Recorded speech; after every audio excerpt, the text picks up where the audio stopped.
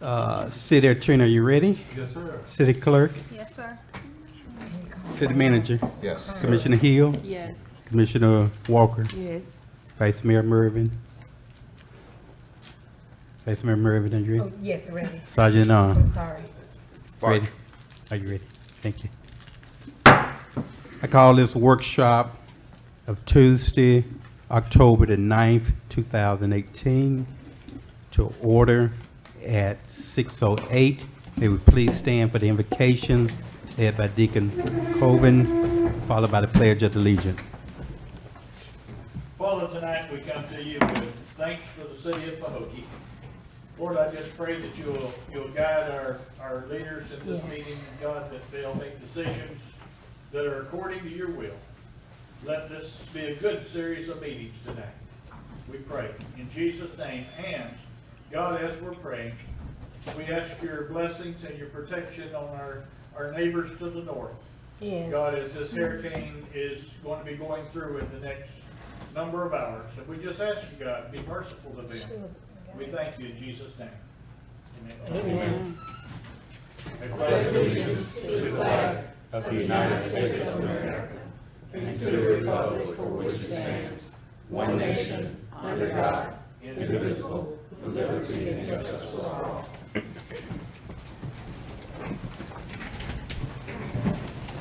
Roll call, Madam Clerk. Mayor Bab, Present.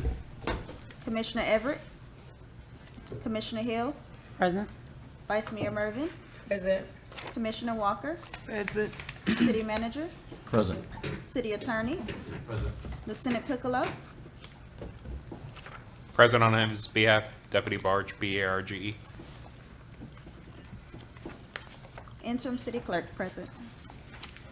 Thank you, Madam Clerk. Thank you, Commissioners. Thank you, staff. Thank Deacon Coven for the invocation. And thank each of you all for being here today to participate in our workshop for Tuesday, October the 9th, 2018. The purpose of this workshop is to discuss our agenda for the October 9th meeting. At this time, I turn this portion over to our city manager to kind of lead and guide us in agenda discussion. Thank you, Mayor, Commission, residents, visitors. Thanks for coming out tonight. I would say we have a lengthy agenda. We have a couple of additions that we wanted to add, Mayor. Most of those are contracts and a discussion about our hospital. Resolution 2018-59 is some change orders on current projects that are occurring, and you'll have that attached in your portfolio, Exhibit A. And there are resolutions 2018-58, 2018-60. The first one is the homecoming parade resolution for Pahokee High School, and 2018-60 is a contract for American Drilling. That is the organization or the vendor that will be installing the pilings in preparations for the construction of the restaurant deck that you previously approved for Slayton Construction to complete at your previous commission meeting. Beyond that, you have a resolution 2018-61, another contract to install a walk-in cooler freezer at the restaurant. And then we have 2018-62, which is the hospital, and I'll let the city attorney expound on that when he does his report. But there is some good news on the hospital, finally, for the city of Pahokee. In addition to that, we will ratify the proclamation for former Mayor Ellen Wayne Whitaker. Presentations from Palm Trend if they're here, and Lawn of the Month if they are here. Recognition of service for one employee, Alvin Johnson. And of course, we got some new business. A status report on marina, restaurant, and campground leases. Also will be covered by the city attorney. At this time, Mayor, I don't have any new information from my desk for the mayor and convention in the community.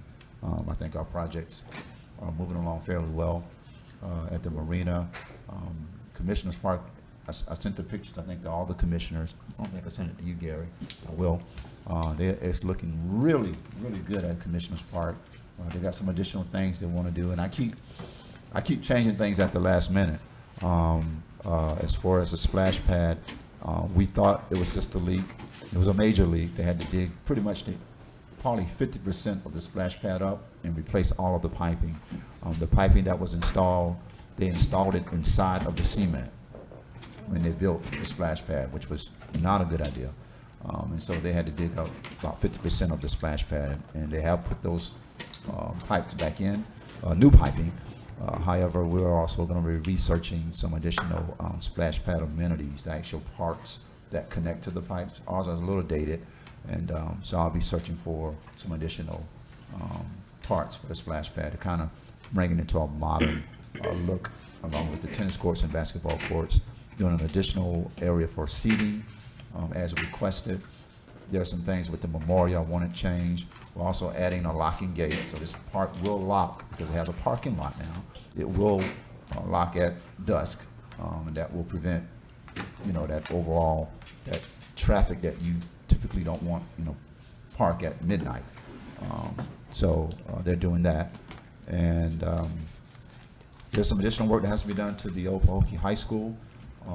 It looks okay, but there's still some stucco things that have to come back and patch up before they finish their outside painting.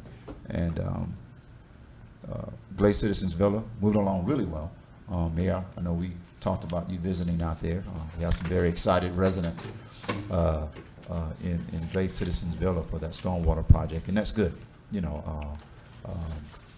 It's been a long time coming for that community as well as other parts of the city for these projects, and we look forward to bringing more fiscal opportunities for projects in the city in 2019 legislative session, which, by the way, are currently developing our legislative package for Tallahassee for the 2019 session. I've been talking with our lobbyists, and it's been a very busy year because it's an election year, and things have sort of been pushed to the side, but we're getting back focused on our legislative priorities for 2019. Overall, things are going well within the city. We're into our new fiscal year, and we've started off very well fiscally. I think we're still in a conservative mode right now, but things will ramp up pretty quickly here with some of the spending and purchasing in different departments. But overall, we've had a good start to the fiscal year. Our projects are going along well.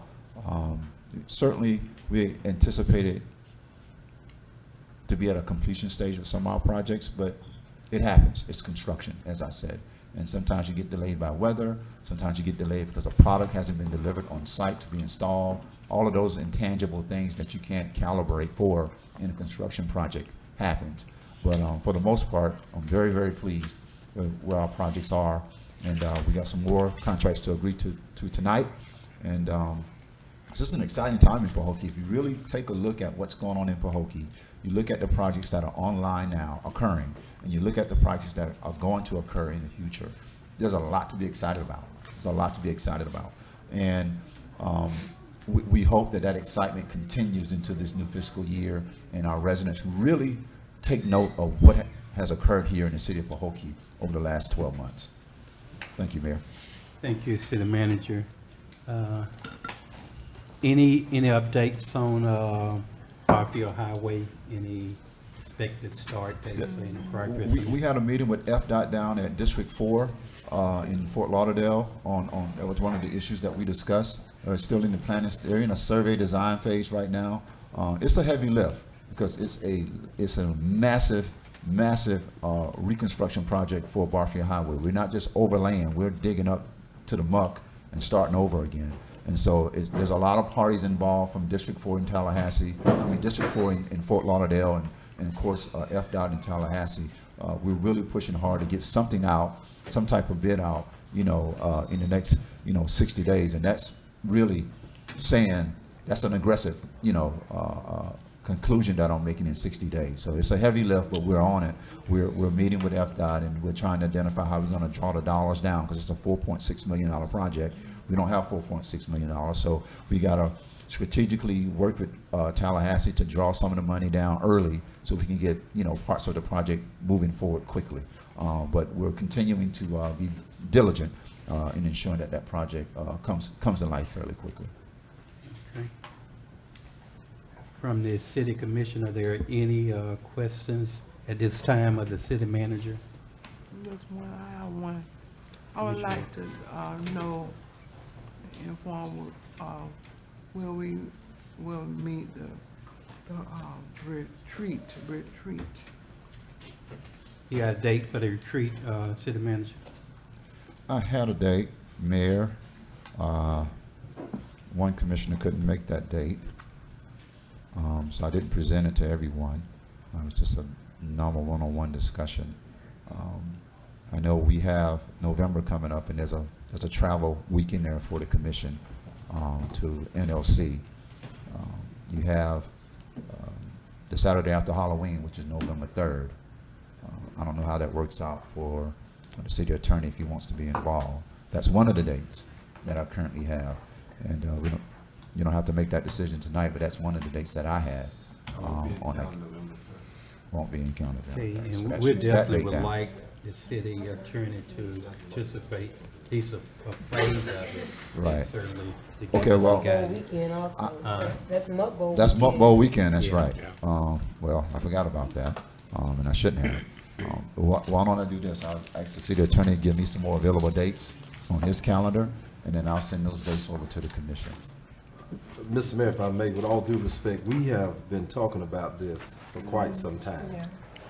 And I think, and that was one of the things that I brought to the commission tonight. I think before we leave tonight, that needs to be top on the list for discussion. Hashing out a date that all of us, including the city attorney, that we can just meet and have a meeting of the minds, just to address some topics that may be near and dear to us as commissioners in moving forward. So I think before the night, I would strongly suggest my colleagues if we can get our calendars out and get a date. And let's leave tonight with a meeting date. And I think we're putting the ball in the city manager's court instead of putting it in ours. And we set the date and suggest or let it be known, hey, this is when we need all parties at the table so that we can have this retreat. And So, Well, you got the 17th, Commissioner Mayor, and that's November 17th, or you got October 27th, if we're all available. So, Does it have to be on a Saturday? Could it be like on a? well, I work Monday through Friday. say what? Excuse me? I was actually hoping, I mean, if we can't do it, we can't do it, but to have at least a day and a half retreat, maybe starting that Friday, and then ended it on a Saturday, but, whatever our availability is, do try to schedule would work, but at least we need to get it done. I agree with, Commissioner Everett. We have been debating it and talking about it for a while, actually before the, last election, because we wanted to make sure it was appropriate to wait till after the election, so those who currently gonna be serving would be able to, participate, so. I think We'll- 27th. What about the We got- 26th and 27th? Which is a Friday and Saturday, Friday and Saturday. 26th of 27th, yeah, 27th. October. October. October October what? 26th and 27th. 26? Okay, that's a good day, cause that's my birthday, so. Okay, now we'll, So we'll do October 26th. okay. So my suggestion, yeah, to meet a half a day that Friday. I know people want to get out and go to the game if possible, but, we can work on doing that. That's fine with me. At what time? I would say from, say, 1 to 5 for the Friday evening, and then Saturday, hopefully we'll do it all day or most of the day from 9 o'clock to maybe 4. I mean, a retreat is a retreat. We have to roll up our sleeve and, like, You can't do it earlier? Just asking. yeah, I mean, I'm looking at other folks' work schedule too, not having them take an entire day off, but I'm good. If you want to do the workshop on Friday earlier, still what I Well, how suggested. early you gonna do, It's- how early you gonna do you said 9 to what now? Now, so I'm gonna say it On from Saturday. 9 to 4, and on Friday from 1 to 5. Give us 4 hours Friday and a whole day Saturday. Nobody working on Friday? On Friday, nobody working? Yeah, Yeah, I work by midnight. yeah, I have to take off too, so. I'll take off a half a day. Oh, okay. Yeah, it's- That seemed, I mean, this just a consensus going, but that What seemed, about attorney? Attorney? He said he was good. Okay. So 1 to 5 on Friday and 9 to 4 On Saturday. Saturday. yeah, may wrap up a little earlier, but that's the, time frame Is we're lunch gonna looking be at. provided? Yeah, we should be able to get lunch catered Yeah, in. bring bag lunches. I know the city got a I'm few just dollars to joking. get us. And for my birthday, I want shrimp and grits. Lighten the mood in here. Okay, It'll be taken care of. great, that's great. At least we got that out the way. We're gonna quickly see if the commission have any, comments they wanna make at this time before we wrap the workshop up and begin preparation for our regular commission meeting. And I'll start with, Vice Mayor Mervin. Not at this time, Mayor. Thank you, ma'am. I'm good for now. Thank you, Commissioner. Commissioner Walker. I just want another concern. Why we're not, showing the video screen? I know it's something about a storm, but that's too long, What do you mean? huh? What do you mean? Video on the, You can see it from home. It No, screens from but home. we You just don't can't see it in here. We can't see it. Right. It's the way we've rearranged the viewing for our audience at home, that it just shows this area here, and it's more for the ADA. We're trying to get that ADA compliance under our umbrella for live streaming at home. So what you see here is just the logo, but at home, you see live streaming. Oh, we Yeah. should be informed of that. I think I had said, I think I heard something about that, but when Right. the Will you prefer public- one of these screens to be public split where not- you can see? Uh-huh. Okay. I'll speak with We- audio and visual yeah, about that.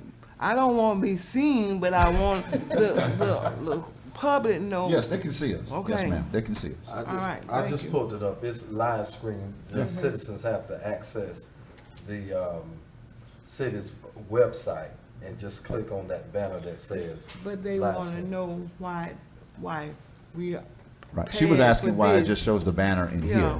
yeah. Yeah, and that's We're- because of the we're way not- we've designed and the we are system paying for to that. comply. We're paying that. Okay. So, Thank you. Thank you. You're welcome. Commissioner Walker. Commissioner Hill, any quick comments? No questions? comments, no questions. Thank I'm you. okay. Thank you.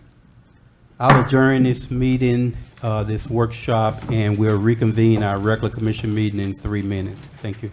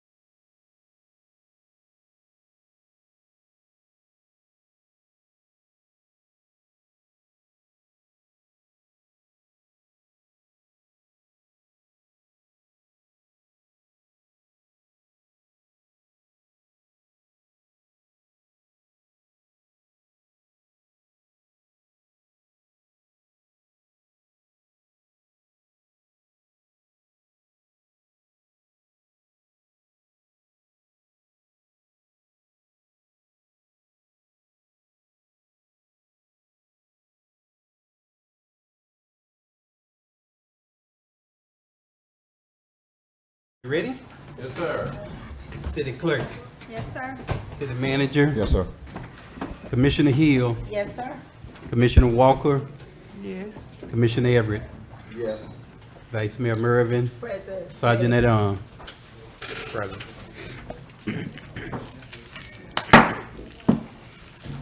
I call this meeting of the City Commission of the City of Pahokee, regular commission meeting Tuesday, October the 9th, 2018, to order at 6:33 p.m.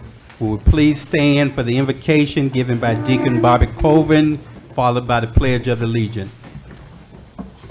Father, tonight we come to you again, Lord, for the city of Pahokee. You see this meeting and the business that's about to occur. We just ask you to give our leaders wisdom in all of the decisions that are made. And Lord, give the audience wisdom also in the discussions that take place. And just bless this meeting, and we thank you for it in Jesus' name. Amen. Amen. I pledge Allegiance to the flag of the United States of America and to the republic for which it stands, one nation, under God, indivisible, with liberty and justice for all. Roll call, Madam Clerk. Mayor Bab, Present. Commissioner Everett, Present. Commissioner Hill, Present. Vice Mayor Mervin, Present. Commissioner Walker, Present. City Manager, Here. City Attorney, Here. Deputy Barge, Present. Interim City Clerk, present. Thank you, Madam Clerk. Thank you, Commissioners. Thank you, staff. Thank Deacon Colvin for the invocation. And thank each of you for being here tonight to participate in our workshop. I'm gonna say our regular commission meeting. Just like to acknowledge Charles Ray, PPM consultant, Brownfield. Thank you for being here, sir. You do a lot of work with the city and helping us, and we appreciate that. And also, we have several representatives from Palm Train here this afternoon. Thank you all for coming out and participating in our in our regular commission meeting. Okay, we're gonna move right on down the agenda. Addition, deletion, and approval of the agenda items. At this time, City Manager, do we have any additions to the agenda? Yes, ma'am. We have Resolution 2018-61. That is a contract for cooling and refrigeration services at the marina. Sorry about that. 2018-61. And then we have Resolution 2018-62. Title of that resolution is the old hospital, and the city attorney will be updating us on the current status of that. It's 2018-62 resolution addition. Thank you, City Manager. Do the commission have any additional add-ons requests? Yes, Mr. Mayor, if I'm in order, I do have a request. Maybe this could be to the city manager and as well as city attorney. I know last meeting, a conversation was had, and I guess we were in preliminary discussion with land, with regards to land and a proposal about housing. Maybe if we could get an update as to has any forward movement been made with the land off of State Market. And I don't think there's been anything that's materialized where we can come and have a discussion tonight. City Attorney, I don't think, we've been back and forth on some conversations about some particular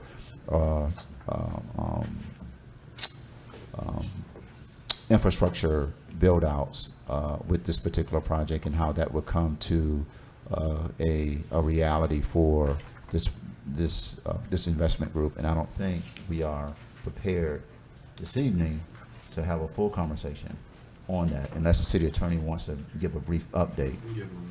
Okay, all right, yeah. I just wanted to know Yeah. if it was still in conversation Yes. or whether it, or has any other movement been made other than conversation. You know, I'll let the city attorney bring that up in Okay. his report, okay? Thank you, sir. And also, any updates on pending lawsuits?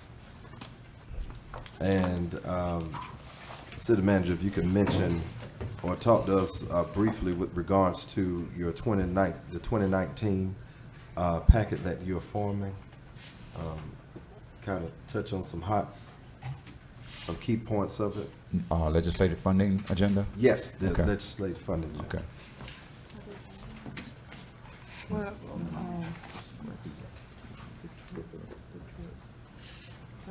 people here. Thank you, sir. Hearing no additional, Are They we tabled going? it to, they had tabled it last, They need to be, I'm just why I talk. she wants to bring up about Cut the people, the trucks, transfer trucks, We, again. we decided to table that for at least, I believe, 60 I'm days. just saying, Papa, just explain it to them. Sure. Okay, that's Yes, what I'm ma'am. saying. Okay. Thank you. okay, thank you, ma'am. Hearing no additional additions, the chair now will entertain a motion for the approval of the agenda as presented with the 2 add-ons. Mayor, I'd like to, approve the agenda item with the 2 additional add-ons. Second. It has been moved by Vice Mayor Mervin and properly second by Commissioner Everett for the approval of the agenda as presented with the 2 additional add-on and with the additional discussion from the city attorney requested by Commissioner Everett. Call for questions. Hearing none, are you ready for vote? Roll call, Madam Clerk. Vice Mayor Mervin. Yes. Commissioner Everett. Yes. Commissioner Hill. Yes. Commissioner Walker. Yes. Mayor Bab. Yes, thank you, Madam Clerk. Thank you, Commissioners. The agenda is approved by a unanimous vote. Next, we'll have citizen comments, agenda items only. Madam Clerk, at this time, do we have any citizen comments card completed? No, sir, not regarding the agenda items. Thank you, ma'am. Now we have public service announcement. You also must have a public service comment card completed. City Clerk, at this time, do we have any public service comment card completed? Yes, sir. One from Dr. Latanya McNeil with Palm Beach State College. Thank you, Ms. Neal. She's going to introduce new programs. Good evening, everyone. Good evening. I bring you greetings from Palm Beach State College Belle Glade campus. Dr. Maria Vallejo could not be present, but I am here in her absence. I just want to share with everyone that we have new programs at Belle Glade campus. The barbering program is brand new. Of course, we're continuing with our cosmetology program that has reopened, but we're extremely excited about our barbering program. So we will be open to the public for both cosmetology and barbering at the end of October. We also have several certificate programs as well in entrepreneurship, business pathways, and services that take as little as 12 credit hours. It can transition into the AS program as well as the AA program. I've left some material on the back, and Dr. Vallejo has also sent some just mementos for our commissioner and our mayor, so I will leave those for you as well. Thank you very much for your time. Thank you so much for being here and providing that update. In additional public service announcement, No, sir. thank you, ma'am. Now we have the approval of the minutes. We don't have any minutes to be approved at this time. Consent agenda, we have resolution 2018-59. City Attorney. This is on the consent agenda. This is a resolution approving change orders that were issued by the city on ongoing projects that are attached on Exhibit A. Thank you, City Attorney. Since this is under the consent agenda item, I don't think we need any further discussion, but I'll allow the commissioner to make that choice. Hearing no discussion, I'd entertain a motion for the approval of the consent agenda. Mayor, may I make the motion to approve resolution 2018-59? Second. It has been moved by Vice Mayor Mervin and properly second by Commissioner Everett for the approval of Resolution 2018-59 under the consent agenda items. Call for, Can I ask a question? Okay, will you? Okay, call for question, Commissioner Walker. I just want to explain, because I'm not. Ma'am, these are change orders. The first change order is our demolition project with the old water plant. There was some additional work they needed to do on that site, so it increased that change order, increased that project by $31,000. That project actually is complete now, and so we're actually beginning to pay out our remaining invoices Okay. on that Thank project. you. Palm Beach Septic, that project is a new grease trap that was installed for the restaurant. That project is complete, but there was a change order during the project. There was some changes during the construction. So there was an additional $3,350 that was remaining to be paid out to that contractor as well. Okay, thank Yes, you. ma'am. Thank you, sir. In addition to questions, hearing none, are you ready for vote? Roll call, Madam Clerk. Vice Mayor Mervin, Yes. Commissioner Everett, Yes. Commissioner Hill, Yes. Commissioner Walker, Yes. Mayor Bab. Yes. Thank you, Madam Clerk. Thank you, Commissioners.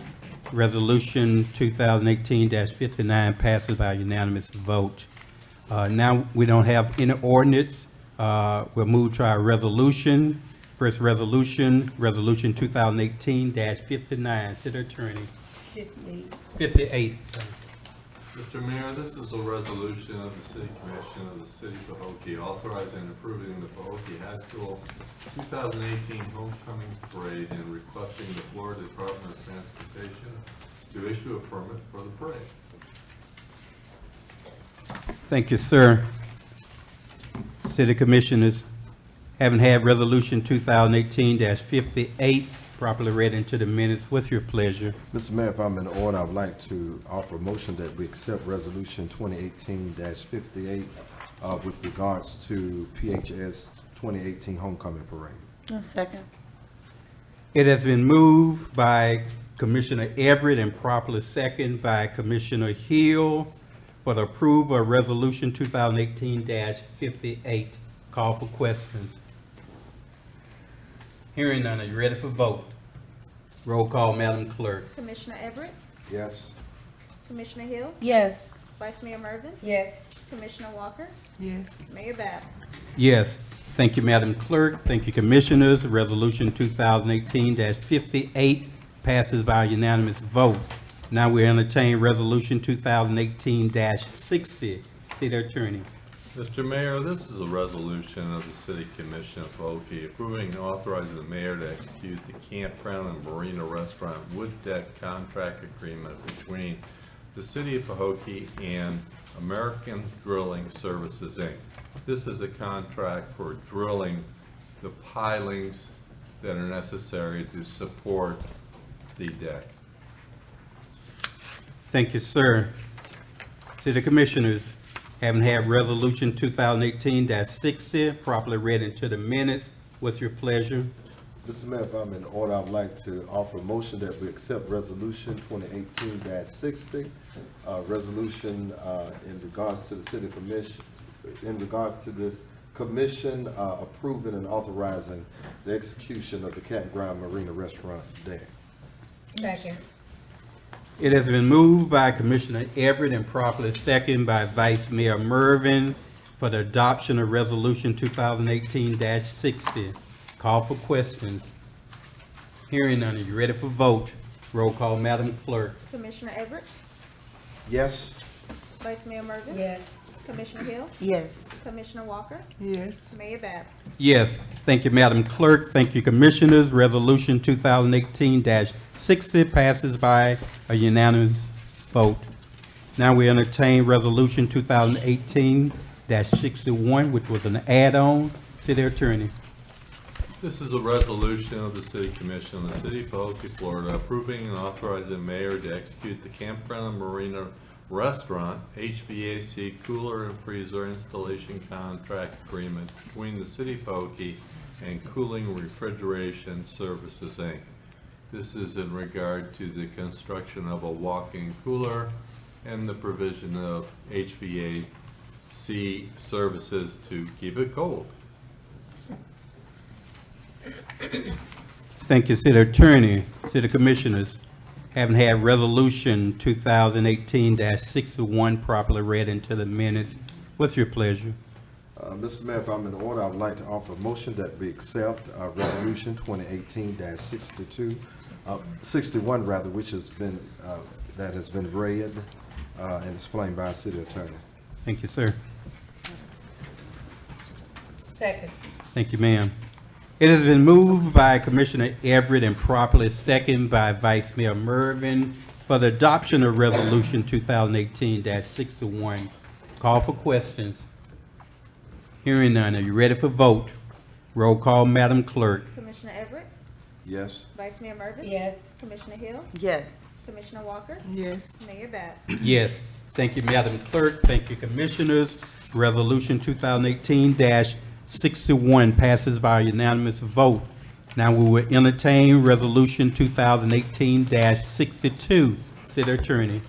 Mr. Mayor, this is a resolution of the City Commission of the City of Pahokee, Florida, approving and authorizing the mayor to execute an as-is contract for the sale and purchase of the old hospital property. This contract has been passed out for all you to take a look at. It just came in prior, 5 minutes prior to the meeting starting. The purchase price is $200,000. It requires a $20,000 deposit, and the purchasers have a 20-day inspection period for them to look it over and decide if it meets their qualifications. If it does not, of course, they get their deposit back and we both walk away from each other. There is a broker fee of 3% to each of two commissioners, or not two commissioners, two brokers. All right. I wish it would, yeah, I wish I could have been two. Yeah, please clarify Then we that. have to, then we have to call the sheriff. So it's two brokers, each of them get 3%. He misspoke, y'all. And this is going to be, if they decide they want the property will be subject to a deed restriction, which is called a covenant running with the land. That's my original. And it indicates that within 5 years of closing, they have to renovate the building and obtain a CO for at least 50% of the square footage, or demolish the existing structures of the property, remove all the debris and clean the property, or demolish such portions of the structures as determined by buyer to be unnecessary to its redevelopment plan, and restore at least the exterior of the remaining structures to a remaining presentable condition. So we basically did not want someone to purchase a property and just hold on to it like we had going on before.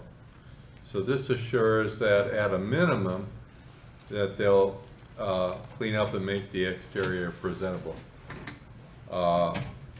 So that's the contract for your consideration. Thank you, City Attorney. City Commissioners, having had Resolution 2018-62 properly read into the minutes, what's your pleasure?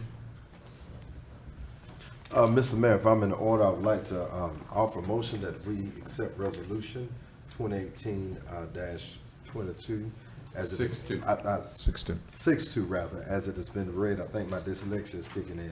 As it's been read and explained by our city attorney. Second. It has been moved by Commissioner Everett and properly seconded by Vice Mayor Mervin for the adoption of Resolution 2018-62. Call for questions. Yes. City attorney and manager, with regards to the selling and possible purchase of this building agreement that we're entering in. Not, insulting anyone's intelligence, but we're selling this at the highest possible dollar that we can receive. Is that a yes?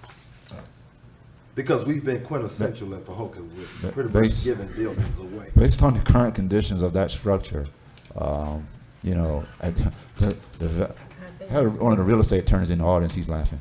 But based on the current structure of that building or the condition, yes, we're doing very well in this conversation of selling this particular hospital. Very well. Yeah, I have reasons for asking the question. I understand. That I do, not so much for my knowledge, but I just want to get best information out. Also, Yes. second follow-up question with regards to the possibility of this being an assisted living facility. Am I understanding that correctly? Yes, sir. Okay. All right. In addition to questions, I would like to say I'm very pleased of the potential of this building being sold and even the amount that we're receiving. I'm really happy. I even thank the brokers who have made a substantial effort to attract buyers for this property, so we appreciate that. Yeah. Are they pretty, Yeah, Mayor, the great thing about this, we had a local business that moved to the city of Pahokee that, works in real estate, that assisted in bringing this to a conclusion, and that was good on our part, that, we have someone who lives here, his business is here, and he was very aggressive in assisting the city in finding a buyer. And so that's good on our part, overall, that you have someone that's committed like that to this community. The ISO will be gone. Thank you, Jesus. Yeah, we're gonna pray that it will. They still gonna have to get out and really inspect it to see if Yeah. that's something Right. that they'll be able to work with. Hopefully, it will be. So And Mayor and we're praying. Commission, me and the city attorney did have some conversations with the buyer. That was one of our concerns is, once they take ownership, that how quickly would they, make some changes. They assured us that they would come in quickly and, change some of the aesthetics of the place currently until they can start, diving into some renovations, construction, possibly some demolition as well. We want to just take the eyesore off of Barfield Highway as quickly as possible. And so we got that assurance, and hopefully this is a great future partnership here in the city of Pahokee that also creates an economic engine as well in the healthcare industry. Yeah, John, yeah. Is there, I know we, as a city, we're just selling the property, but we can't control, once they get there, how they do what they do in a sense. But could we possibly encourage, maybe talk with the broker, encourage them maybe with, and not saying that it's not happening, maybe possible future conversations with it being, living assistant facility, and right next door you have a nursing facility with possibility of possibly how that could be a happy marriage. That, being that I'm, sometimes that could be a competing entity. Yeah, So understand. Yes. and the local nursing home has been a permanent staple Right. within our community, and a lot of these industries are built on numbers, and Right. with having an entity, not having that local nursing home feeling as if this new facility coming in is a competitor, but how that could possibly be a happy marriage or Understood. partnership. Okay. Because they have provided jobs. You have people that's been there for 20, 30 years. Yes. Yeah. Okay. If it pleases the mayor and commission and the city attorney, if we can bring one of the real estate agents up for a quick 2 minutes. Let me say, I don't know. have, But hold on, hold on one minute. yeah, Yeah. okay. Are we still in the vote? But we in discussion. Yeah, I'm We- just hold on. saying. We're in that- discussion. Okay. He still can do it after we Vote. take our vote. We have a motion and a second on the floor, so I just want to make sure we go through proper protocol. All right, we can hold on. That's fine. We'll give him an opportunity to say a few words if he'd like. Are there any additional questions from the commission? Hearing none, are you ready for vote? Roll call, Madam Clerk. Commissioner Everett, Yes. Vice Mayor Mervin. Yes. Commissioner Hill, Yes. Commissioner Walker, Yes. Mayor Bab. Yes, thank you, Madam Clerk. Thank you, Commissioners. The Go ahead. Just have a comment. Resolution 2018-62 passes by unanimous vote. Now at this time, Mr. Broker, want to say a few words, you could. Yes, just real quick, I had another meeting today with, I'm sorry, oh, yes, I'm sorry. I had another meeting this afternoon with another potential buyer. I'm still trying to market it until we finalize something, and even past that. But from the conversations that they had, we went to see the lady next door who has the retirement center, that little place next door, and there would be no competition whatsoever. As a matter of fact, the way they explained it, they could work hand in hand because they're basically doing different things. So it would be more like a joint venture between the two of them compared to being in competition with each other. I'm not sure of the technicality of the assisted living and what they do next door, but it's not gonna be something to be in competition. They could work with each other according to their conversations this afternoon. Well, one of my concerns is the local nursing home has been a permanent staple Yes, in Pahokee. And not just the services that it provides individuals who have been sick and family may be out far distance and can't provide the care that they need, even being close. Grandfather was there for a number of months because we just couldn't do it.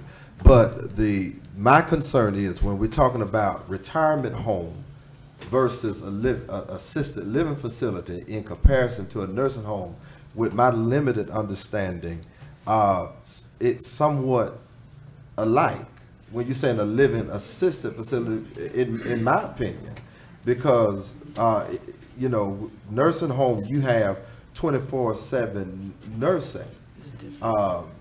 In a nursing home, a living assisted facility, somewhat like Quiet Waters, you have individuals that are not so independent that they do have people coming in. It may not be 24/7 care. So just one of my concerns on the surface is to ensure that it wouldn't be not, and I don't want anybody to leave here or view and saying that I'm against it. I'm not against it, but by the same token, I don't want it to give an appearance that those entities are competitors as versus I have a marriage. But you were in the conversations, and so you know more better than I do. But I just want to make sure, with my limited experience, I don't want nobody thinking I'm an expert, but I just want to ensure and make sure that there's no competition going on. The lady that the map you saw her today, the lady that was able to talk to us, I think she's the administrator of the facility. Mm-hmm. And one of the most important, it's how they bill out for different services, that they're completely different. As a matter of fact, she explained that some of the patients from her facility could very easily be transferred to the new facility. And vice versa, depending upon the circumstance. I mean, there's a lot of things they talked about that was beyond my understanding. So, but from my conversation with them, that lady was very helpful. She was knowledgeable, and she discussed this issue with the two clients that I had today. And I'm glad to be able to do this. I really am. Thank you, sir, and thank you for the clarification. We have no proclamations to be approved. Oh, we do have one proclamation, the ratification of proclamation in honor of former Mayor Alan Wayne Whitaker, who was one of our former mayor who passed recently. For the record, we'll read it again. City Attorney. This proclamation in honor of former Mayor Alan Wayne Whitaker. Whereas Alan Wayne Whitaker was born on November 13th, 1944. He migrated to Pahokee, Florida from Williamston, North Carolina in 1957 with his parents and his 5 brothers. And whereas Alan Wayne Whitaker and his wife, Alice Whitaker, were high school sweethearts who got married after high school in 1963. They had a total of 4 children, 3 girls and 1 boy. And whereas Alan Wayne Whitaker worked as a technician for the Coca-Cola bottling plant in Pahokee in the mid-1960s and did construction work in the 1970s until retirement. And whereas Alan Wayne Whitaker built 4 homes for his family and was the lead person in building 200 homes in Homestead, Florida after Hurricane Andrew in 1993. One of the 200 homes was a 24-hour house which was given away to a deserving family. And whereas Alan Wayne Whitaker served as Mayor of Pahokee from March 2008 to March 2010, he had a passion for Pahokee and was the owner of several businesses and rental properties in Pahokee. And whereas Alan Wayne Whitaker will be remembered by his long-standing service and commitment to the community, along with the respect, admiration, and high regard he earned by all whom he touched. Now therefore be resolved on behalf of the City Commission and the citizens of Pahokee that by virtue of the authority vested in the mayor, he here does honor former Mayor Alan Wayne Whitaker, and all the commissioners extend their sincerest sympathy to his family in their time of bereavement. Thank you, City Attorney. City Commissioners, having had the proclamation in honor of Wayne Whitaker read into the record, what's your pleasure? Mayor, I'd like to make a motion to accept the proclamation in honor of former Mayor Alan Wayne Whitaker. Second. It has been moved by Vice Mayor Mervin and properly seconded by Commissioner Everett for the acceptance of proclamation in honor of former Mayor Alan Wayne Whitaker. Call for questions. Hearing none, are you ready for vote? Roll call, Madam Clerk. Vice Mayor Mervin? Yes. Commissioner Everett? Yes. Commissioner Hill? Yes. Commissioner Walker? Yes. Mayor Bass? Yes. Thank you, Madam Clerk. Thank you, Commissioners. The proclamation to ratify the proclamation in honor of former Mayor Wayne Whitaker passes by unanimous vote. Now we're moving to our presentations. We have a presentation by Palm Train Clinton Forbes, the CEO. Could you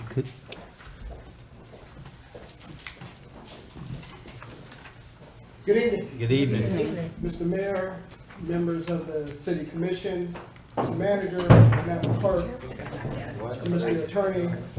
Thank you for allowing us for a little time to present to you this informational item about transit service in your community. You know, I grew up in South Florida, in Miami, and I've lived in several communities throughout my lifetime. And it is always a pleasure, you know, having grown up and lived in most urbanized areas, to actually drive out to the Glades region in the city of Pahokee. And look at the beautiful agriculture, the alligators and the wildlife. It's just so serene. So thank you for inviting us out here. I get a lot of thinking done as I drive out here from the eastern part of Palm Beach County. So today I'm joined with Steve Anderson, who's the project manager for our route performance maximization project, and Nikki Freeney, who is with Nikita Consultancy, and who was actually born in Pahokee and will be doing the outreach for the transit service changes that we have planned for the Lake region. If we can go to the next slide. And so I'll just kind of tee it up, and we'll be very brief, but I just want to tee it up, and I'll allow Steve and Nikki to talk to you about more specifically the project. But this right here really is a timeline of the work that we've done with what we call the Route Performance Maximization Project. I've joined Palm Tran in November 2015. And when I came to Palm Beach County, I noticed one glaring thing, and that was we really hadn't changed our transit system in over 20 years, 1996. And so I always kind of reflect 1996. Where was I in 1996? How did I look? What was I doing? I know I was 21 pounds lighter, and I could run a 5K in under 21 minutes. What were you doing in 1996? You know, regular cost a gallon of gas in 1996 was 97 cents. 1 gallon of gas, 97 cents. We had 400,000 fewer people in Palm Beach County in 1996, yet our transit system had not changed. And so that was one of my first directives, my first task, is to really update our transit system. And so we worked in earnest for nearly 2.5 years to update our transit system. And I am proud to announce on this timeline, if you go to the end 2018, on September 30th, we introduced the route performance maximization, a new bus network system for Palm Beach County. And it is a success after 1 week. We have improved access, improved on-time performance, and we did it all within the existing budget. Now, it's not done, and that's why we're here today. The next part of this is on your schedule, October 16th, the Board of County Commissioners will consider a smaller bus system we call the Connection Bellglade Flex and Dial-A-Ride service. And we'll talk more specifically about this service, but one of the other things that I noticed is that in a rural area, we had, 2 major fixed route systems, big buses, 40-foot, vehicle, 30,000-pound vehicles in the rural areas. Many of the corridors and roadways we can't get down. So I said, wow, why do we have these big buses in this community?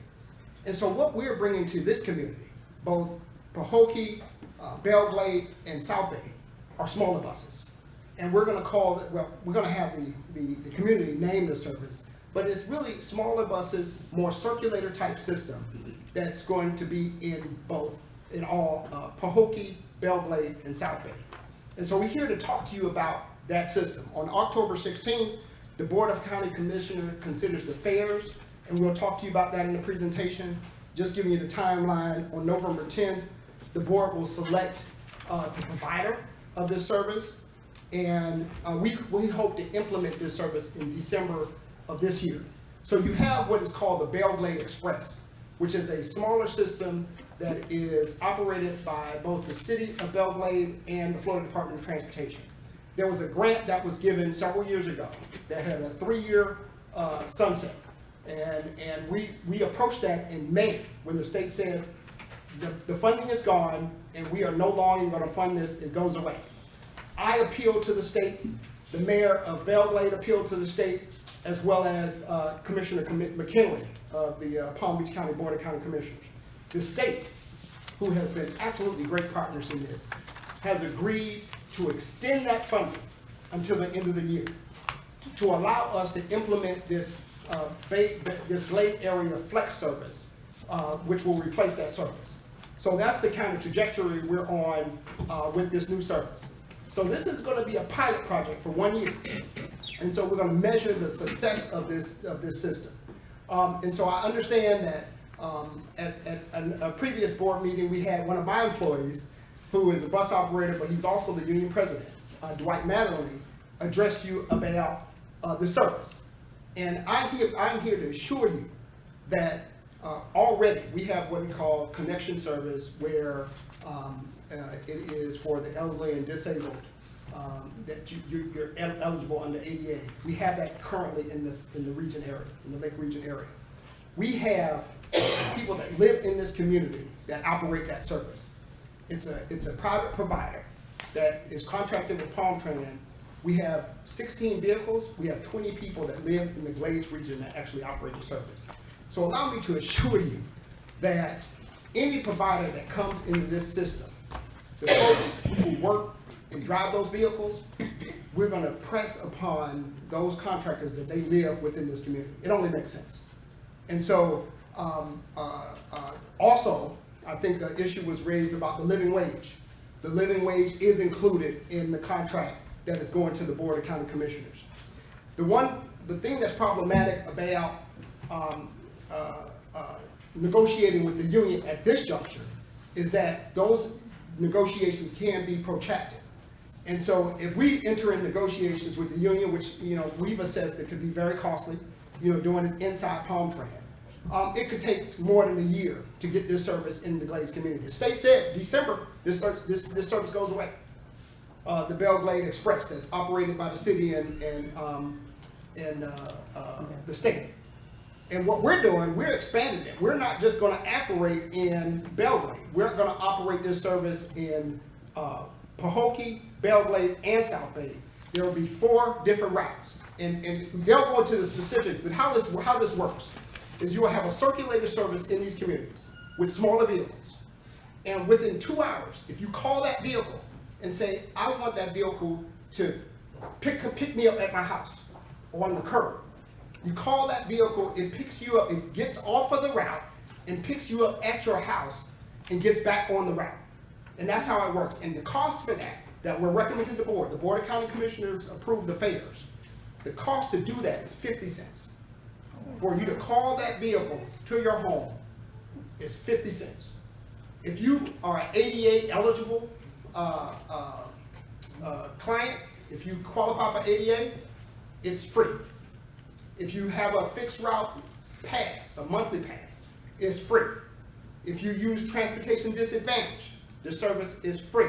And so we'll go through that, but I just kind of wanted to tee it up and get into the technical presentation of the service. We can go to the next slide, please.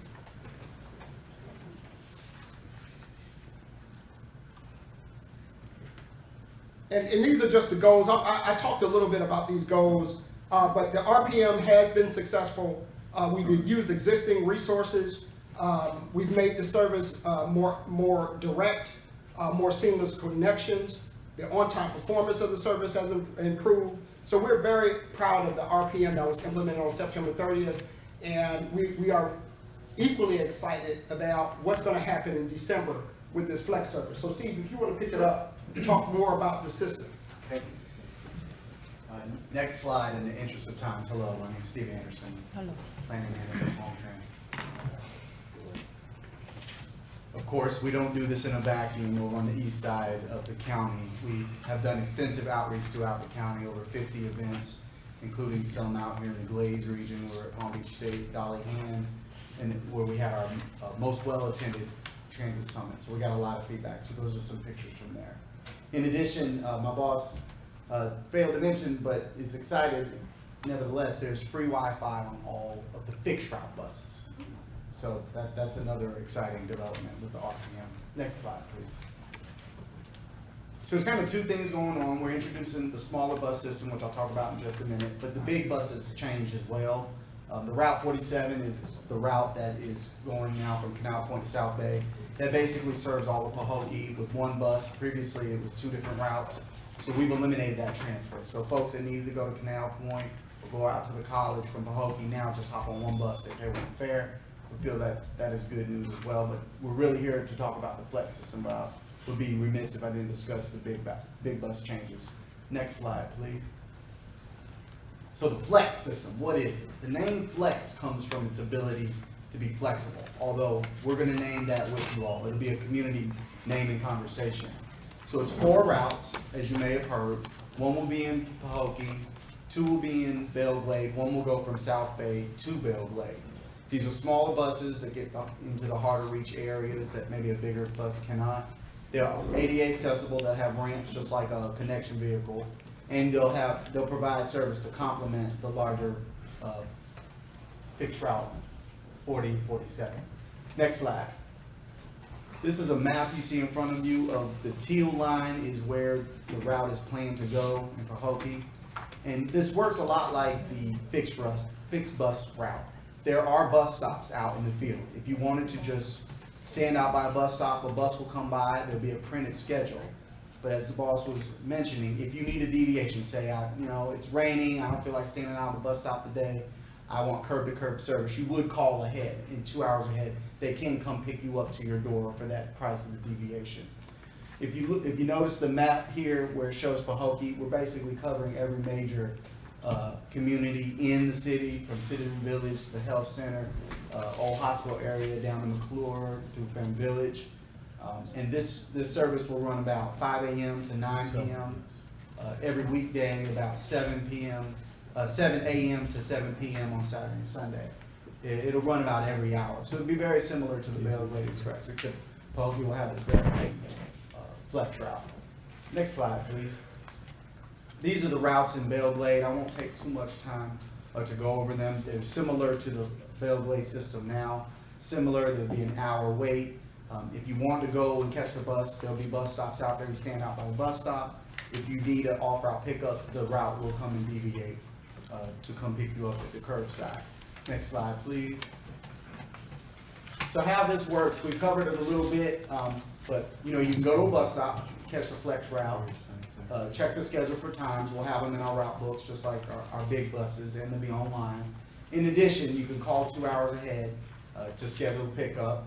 But if you are in the Begonia, Bacon Point area, out State Road 715, out by the airport, that's an area that we're introducing another service called Dial a Ride. And how that works is anybody can get on it. You just basically call ahead 2 hours in advance of your trip, and they'll pick you up. And that is only for that region between Bacon Point and Begonia Road and Hooker Highway on State Road 715. So the service that went away, the Palm Tran Big Fix route, is being replaced by not only a smaller bus, but this Dial a Ride, which will look similar to the flex routes. Next slide, please. This is more information showing that area where the Dial a Ride zone would impact. Again, we're making Pahokee whole. We're not going to take something away with the big bus and not put something back in its place that will work even better for your community. And we've covered all that, and it'll take you to anywhere you want in the Glades region, those that are living out on 715. And I think the fare slide is the next slide. Now, these are recommended fares, Mr. Mayor and Commissioners.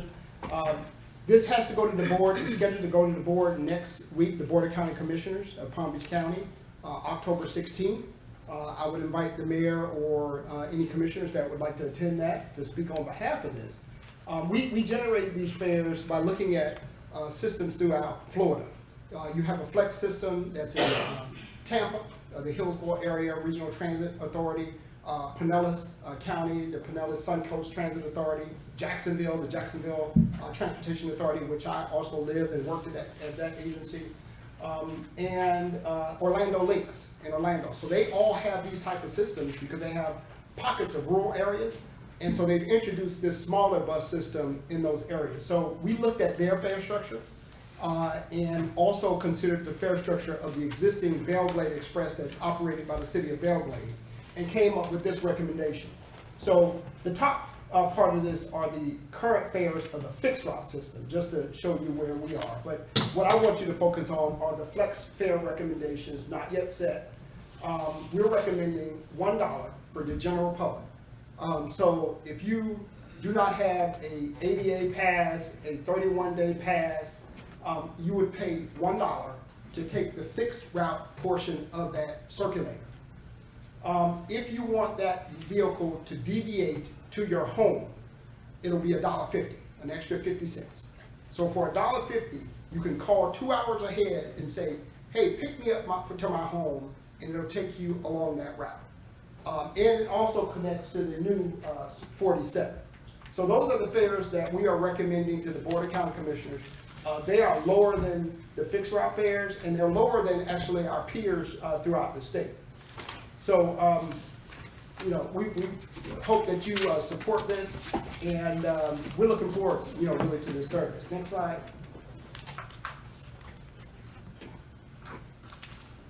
And this is just some information on, and you can look at this on your time, comparing Route 47, the Glades Flex, the connection to Dial a Ride service, to our, you know, just kind of juxtaposing the different fares and what that service does. Next slide, please.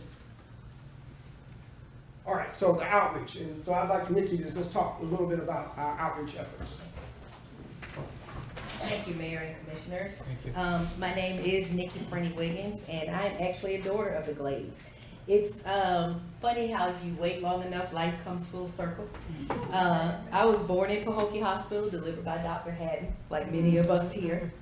And my father and siblings lived at 160 Apple Avenue in Unshive Island. Oh, I feel that. My favorite cousins, one of which is here tonight, Doris D.D. Parker, grew up at 871 Palm Boulevard in East Lake Village. And as a kid, one of my fondest memories was laying on the grass with my dad watching the amazing fireworks we used to have here up on the dike for the 4th of July. There wasn't a summer or spring break that I wasn't here in Pahokee until I went off to FAMU. I would ride the co-train, as we used to call it, all around this area with my cousins. Palm Tran was our ticket out of the muck for a couple of hours when we wanted to escape the trappings of Pahokee and Belglade. While I grew up in Orlando, Pahokee has always been home. So you can imagine my excitement when Palm Tran asked me to be a part of this exciting project. As a daughter of the Glades, I'm proud to be responsible for ensuring that the residents of Pahokee, many of whom rely heavily on PalmTran to take them to the places they need to go, work, school, medical appointments, to visit family and friends, and to attend social activities, understand how these changes will increase their local transit options. Public outreach and education is a critical component of the RPM process. And because I want to make sure local residents of Pahokee are hearing directly from their neighbors and friends about the changes of PalmTran, I've hired 3 local residents here to help with the community outreach and public education efforts. Over the next few weeks, we will host a series of public education meetings throughout the community to familiarize the riding public with the changes ahead for PalmTran.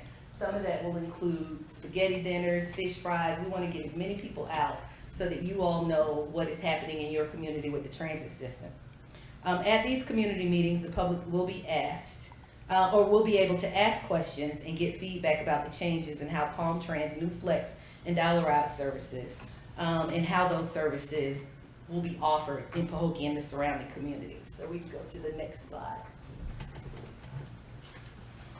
We'll have, again, community meetings and presentations. We'll target riders impacted by the route changes. One of the things that I was working with the marketing team today on is door hangers. You know, sometimes you come home, people are running for office, there's a door hanger.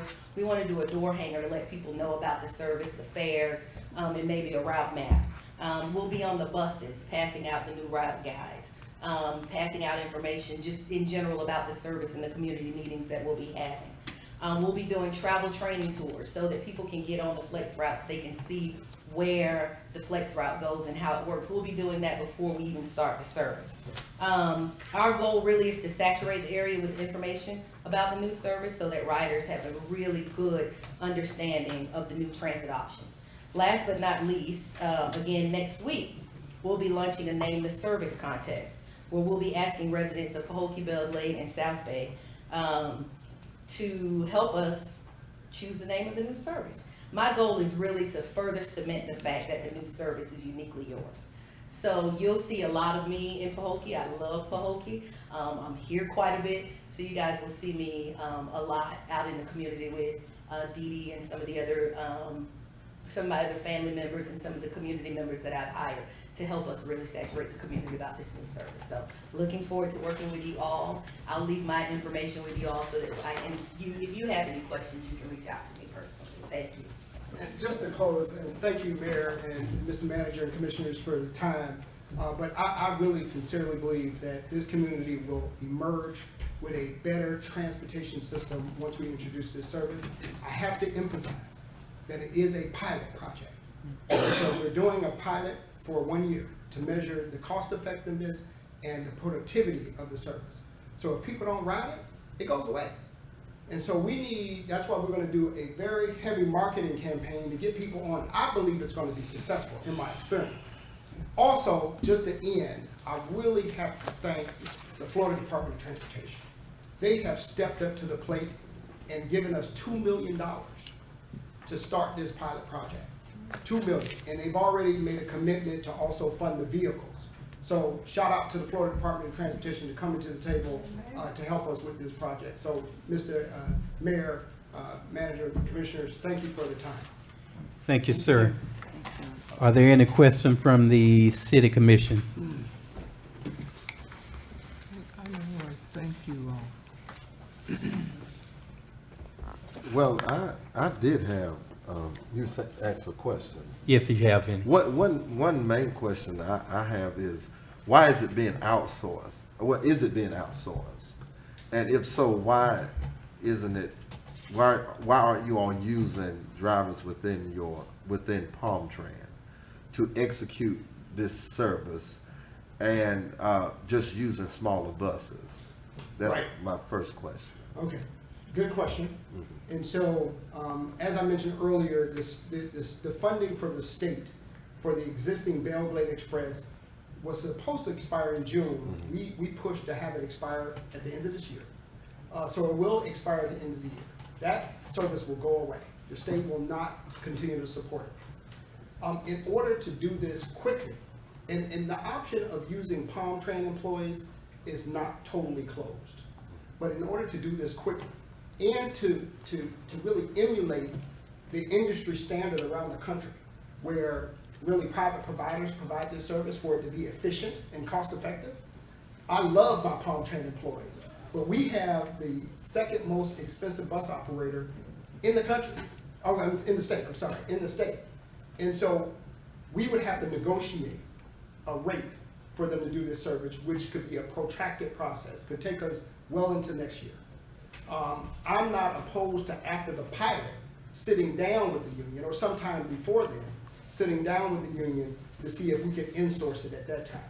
I've had those conversations at other jurisdictions and actually did it at other jurisdictions. So I'm not totally opposed to it, but I know in order for this to get off the ground as a turnkey project, we have to, my recommendation is to do it with the private providers. Okay, with privatizing it, would the pay be commensurate with the cost of living? Because, you know, with not trying to educate you, I'm quite sure you're full aware that Palm Beach County is one of your most expensive counties to live in. And I know you mentioned a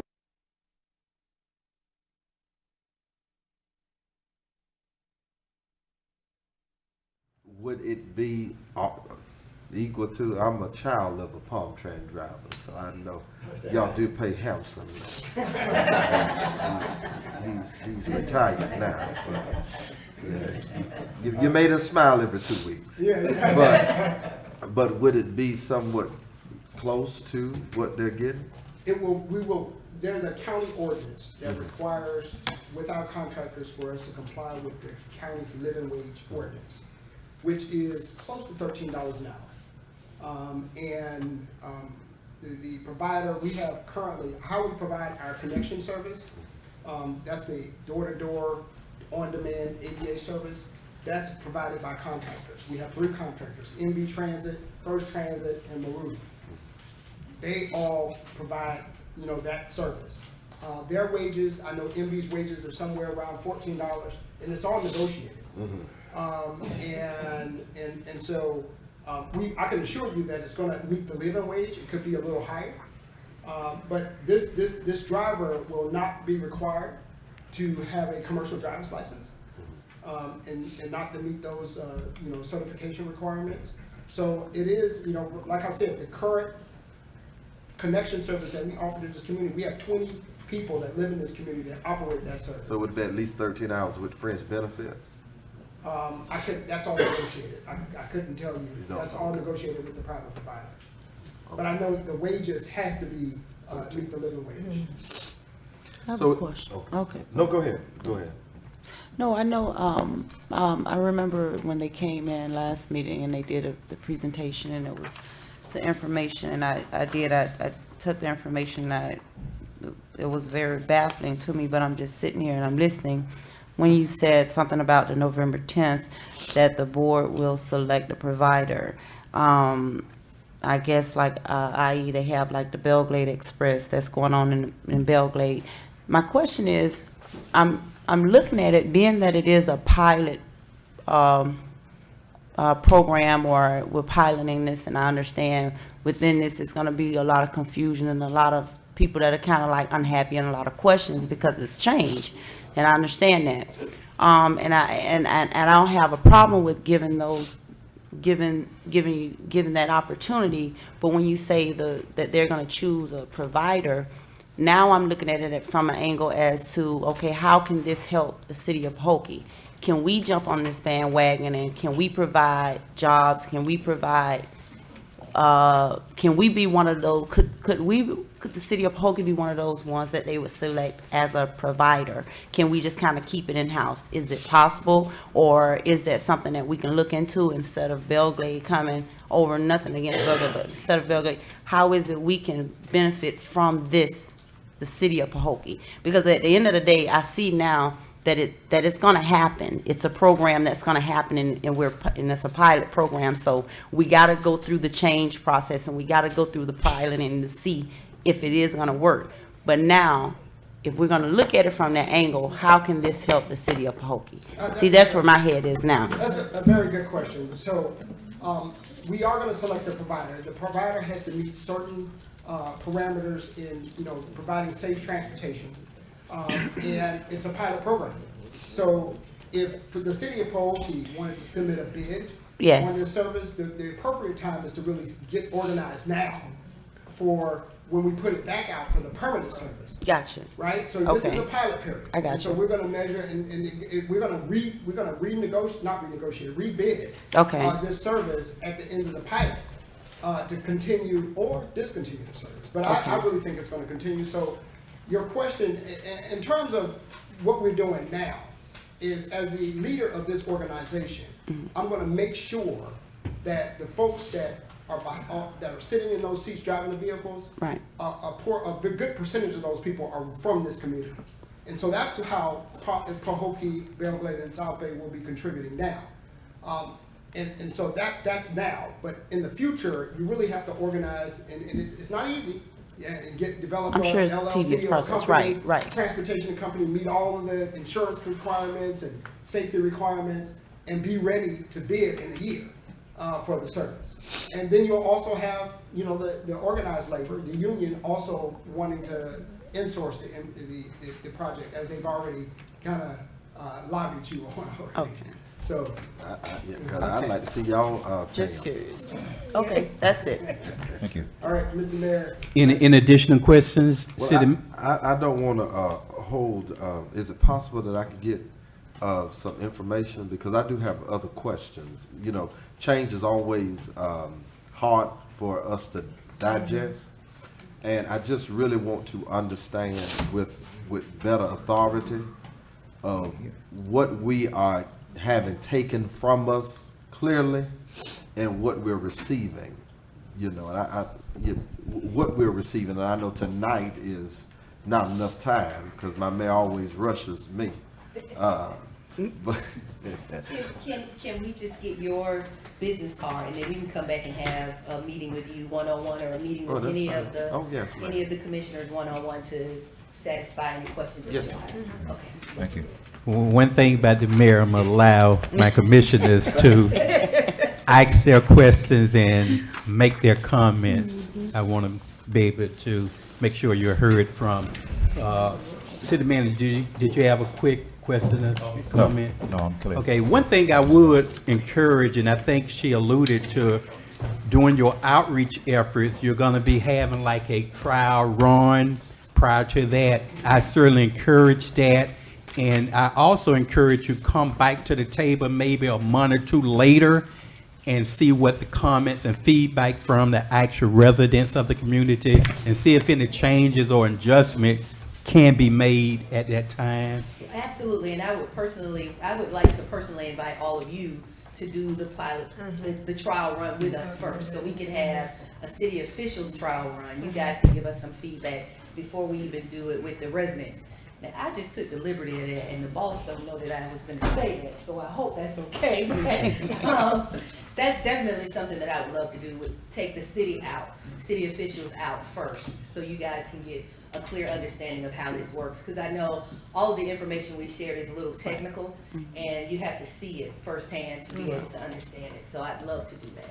And I lived in Shive Island too. Oh, which Yeah. street you live on? I was on Shive. Yeah. So do you know that Pahokee Nation? Oh, yeah. Those are my sisters. You say Khalid? Khalid is my sister. Oh, get out of here. My vice mayor told me this is not family reunion. Oh, yeah. I do want to emphasize that point, Mr. Mayor, if I may. I could have hired anybody, from Boca to any of the cities on the east end. And when you talk about, whether the folks were gonna, make an investment in this community, I wanted to make sure we hired someone that's gonna do the outreach from this community.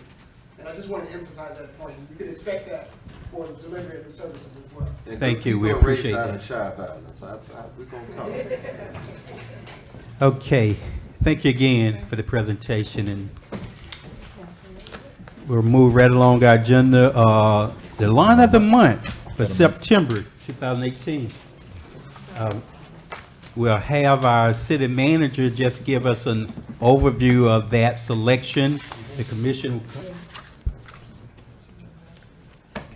commission will come down and actually give the presentation, but we'll allow her to just to come out for a minute so she can hear the reason why she won this particular award. And as she's coming out, the picture of her lawn is being projected on our video monitor. I'd like to thank Chandler for that idea. That's just wonderful. I always kind of visualize how the lawn was. Now you see a first-hand look at it, and everybody get to see how beautiful and the work she and her family put into that lawn. Yeah, the Lawn of the Month is a, you know, it's a monthly award that we give out monthly for those who are maintaining their lawns. We also do a Mayor's Gold Hammer and Nail Award. I think we'll do that next month, Mayor. But this month, Lawn of the Month goes to Etta Mae Johnson. It's always difficult with code enforcement because they're the ones out on the street and they ride the community every single day and they make recommendations on who should be. We bring about 2 or 3 addresses each month, and it's very difficult to make that decision sometimes because we have some lovely homes here in the city of Pahokee with some really great landscaping around them as well. So it's very difficult to make that decision sometimes, and sometimes we have to sort of come back to those who made the cut but didn't get awarded in the previous months or in latter months. So, but this month, presentation goes to Etta Mae Johnson. Commissioners, could you join me down front so we can present the Lawn of the Month?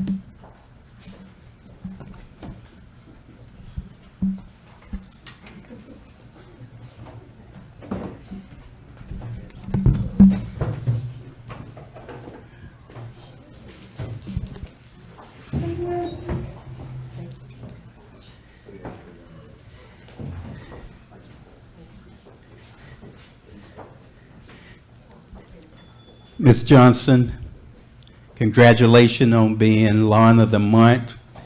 On behalf of Pahokee City Commission, Commissioner Everett, Vice Mayor Mervin, Commissioner Walker, Commissioner Hill, our City Manager Chandler Williamson, and myself as Mayor, and really our entire city staff, we want to congratulate you. We know it's hard work keeping up a lawn. Your lawn is beautiful. I know it's going to be really contagious. A lot of people see this lawn and really going to look at it and say, I want my yard to look just like that. So we appreciate your hard work to make our community beautiful, to help our property value go up as well as your own. I have Commissioner Everett present the certificate, and I'm going to have Commissioner Walker present the check. You don't have to say a whole lot of words to present the check. Mayor's on the ball tonight, I'll tell you. Lawn of the Month, this certificate is awarded to Mrs. Etta Mae Johnson, 303 Amaryllis Court, Pahokee, Florida, 33476, in recognition of beautifying the community, presented this 9th day of October 2018. Our Mayor, Mayor Babb, Vice Mayor Mervin, Commissioner Everett, Commissioner Hill, Commissioner Walker, and our City Manager, Mr. Williamson. Again, we congratulate you, and Lord, your yard looks so nice, I tell you. It's hard work. We wanted that yard man to help stay here too. I need to hire him. I need your number and your address there. Yard man here too. Yes, Commissioner Walker. I present you this congratulations to you, and we thank you for all you do. Okay. And We're going to take a picture right quick and allow you to say a few words.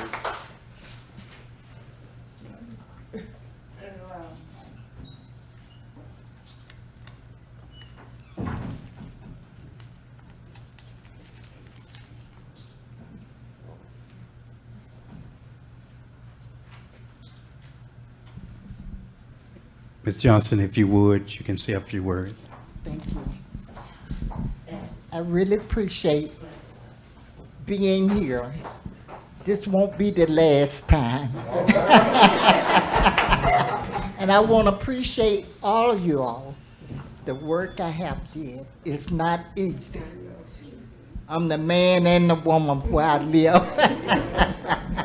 And I appreciate the job I have did. It's hard work. And one thing I want to say, we have a nice neighborhood, but it's hard to keep clean because people come by, they throw paper down and everything. You go out there every day, you can pick it up 1 minute, the next minute you're back out there picking it up. It's hard work, but I appreciate the offer and what y'all did for me. Thank you.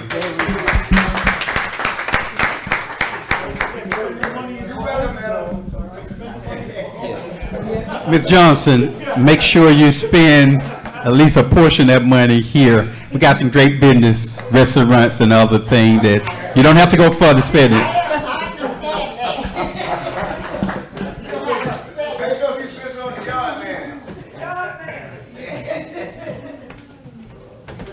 And yard man, you're gonna cause a few people to be fired. I need to hire you.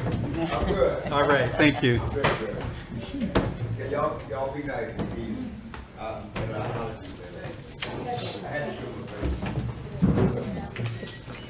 I should have had the commission just stay down, but we need to exercise. Our next presentation is the recognition of the 30-year service award to Alvin Johnson. I'm gonna have the city manager just kind of give an overview.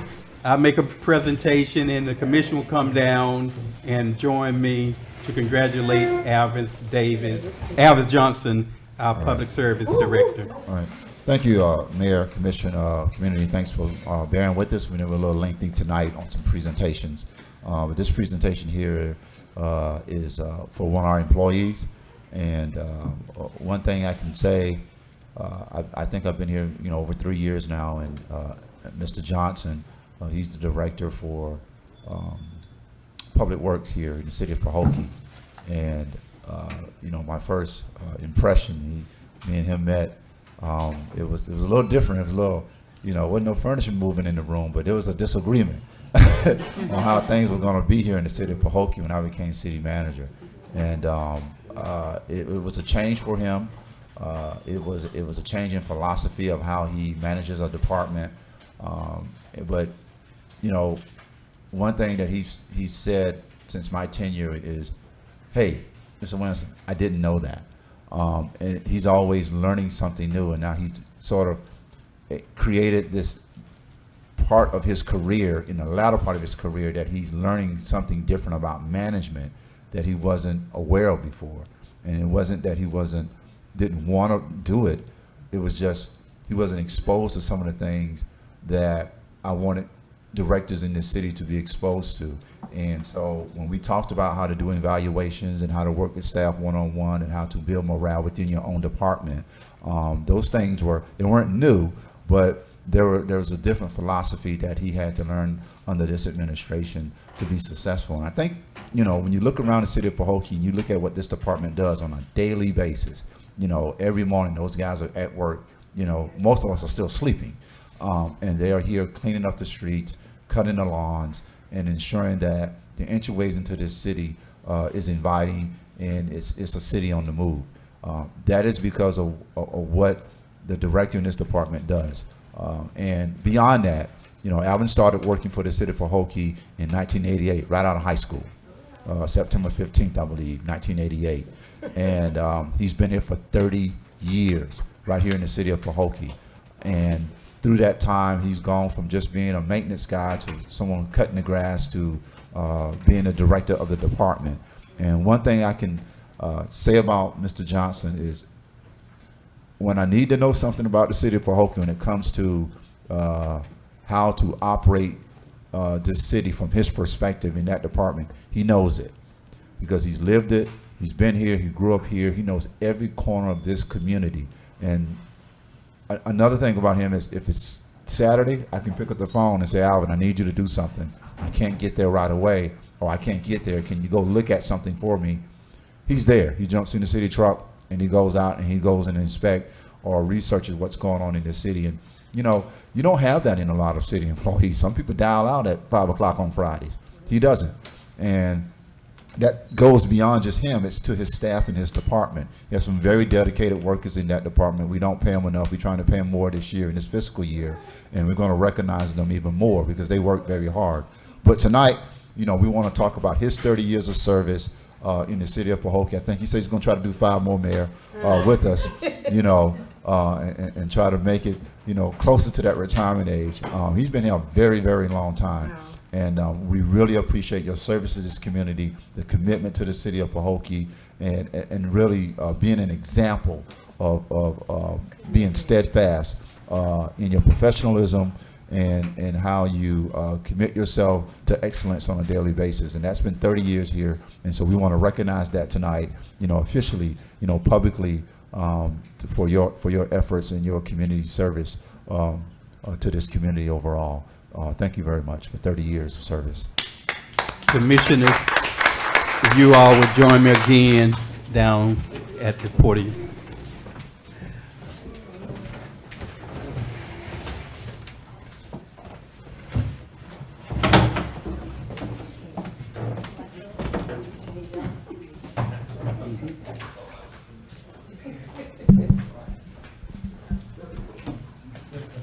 Congratulations, man.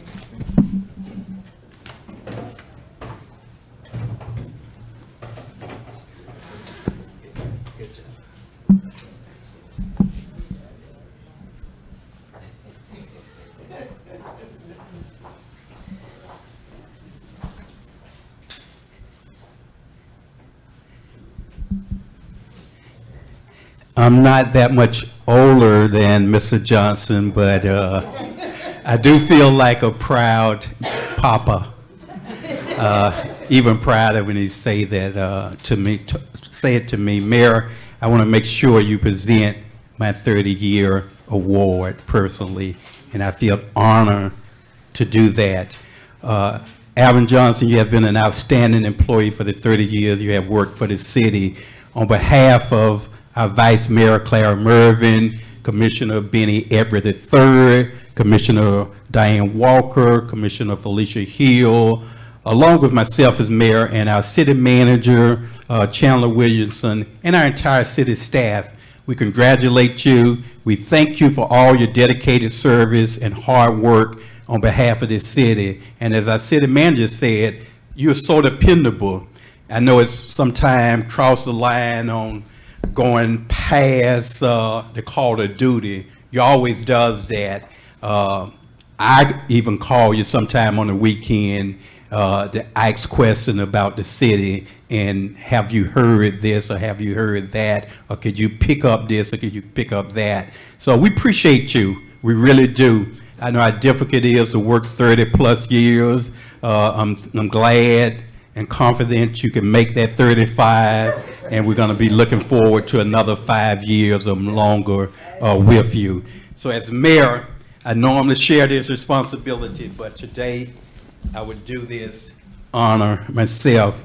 The City of Pahokee Years of Services, September 15, 1988 to September 15, 2018. Presented to Alvin Johnson in grateful recognition of 30 years of work and dedication to the City of Pahokee on this day, October 9th, 2018. Again, Alvin, congratulations.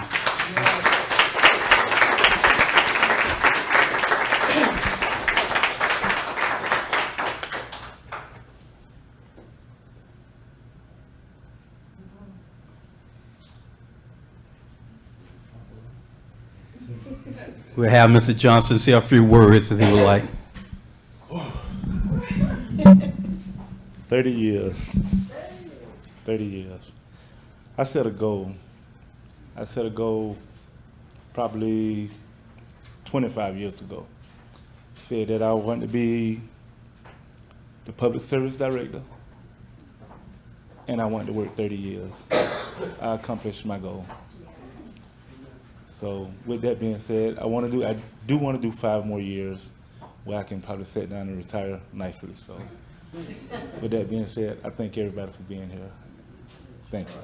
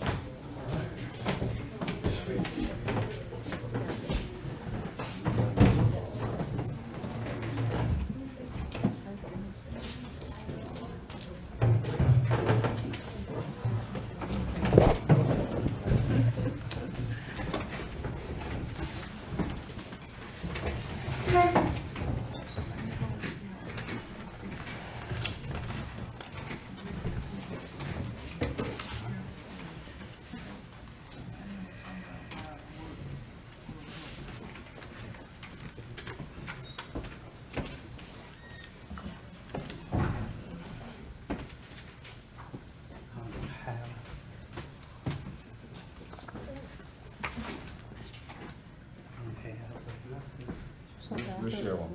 Okay.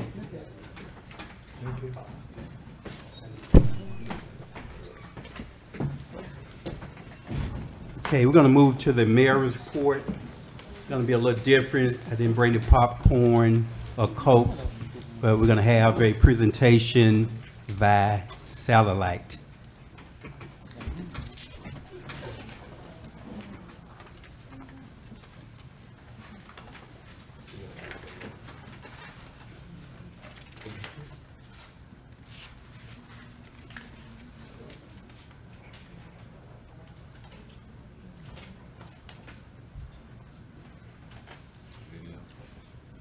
Yeah, it's only going to be about 3 to 4 minutes, 5 maybe tops.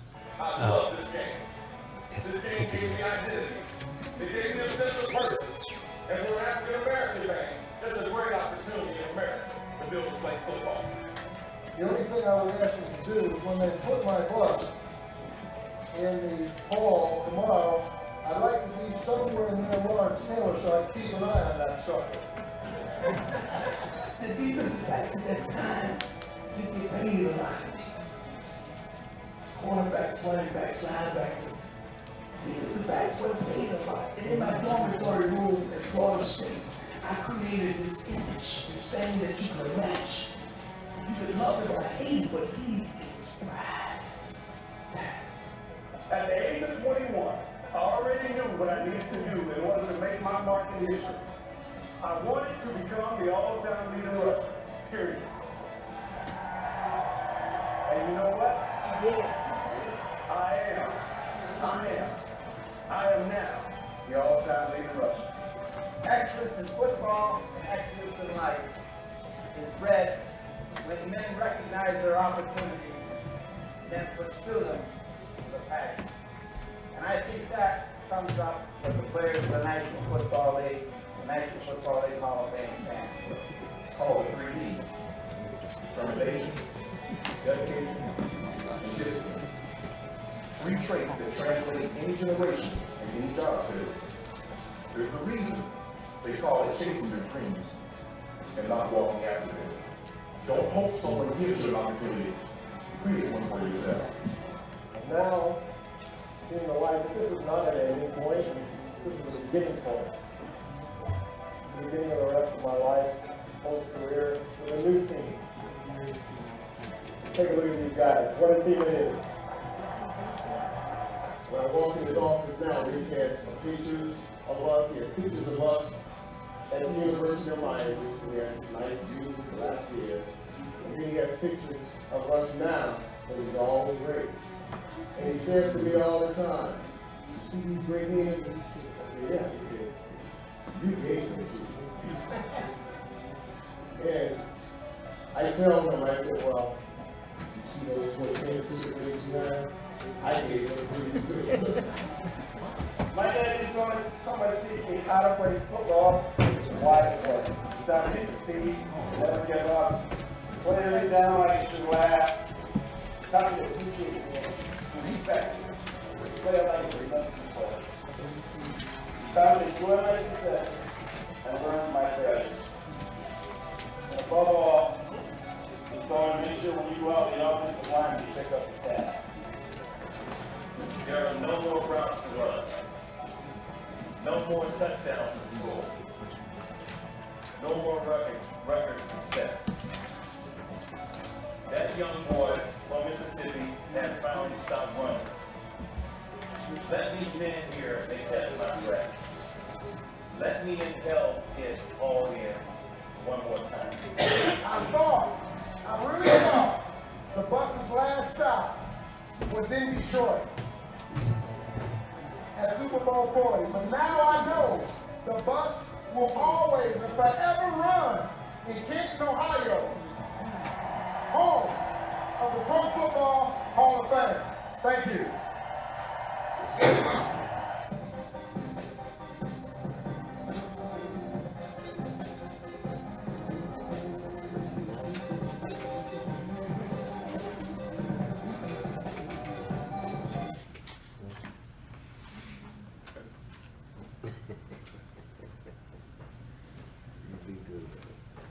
We're gonna move on. We had having technical difficulties. I really wanted this commission and this audience to listen to Ricky Jackson acceptance speech, especially the portion where he talked about his love for Pahokee and what drove him to be the great athlete that he was.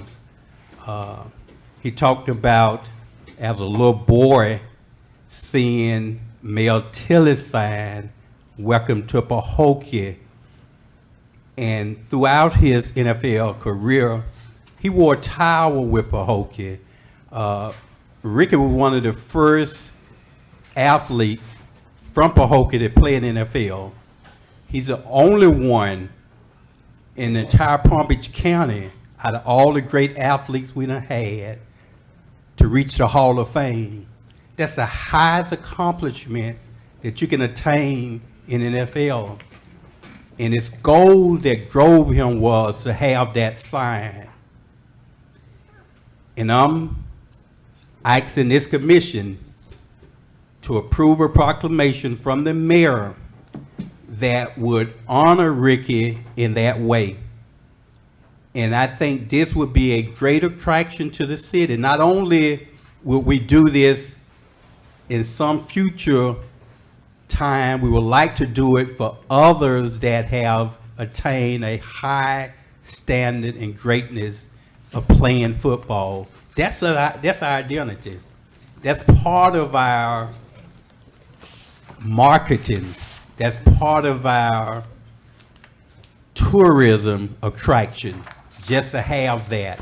So I'll be doing a proclamation at our next commission meeting and hoping that the commission would approve that. But again, I just really wanted you to just hear those touching remarks from him. It wasn't that long talking about Pahokee, but his emphasis, that's all was Pahokee.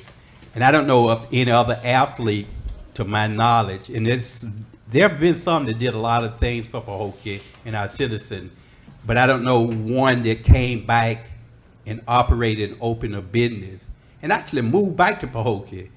I thought, Rick, I'm saying, why are you back here? Much as I love Pahokee, I mean, your foundation now is in New Orleans.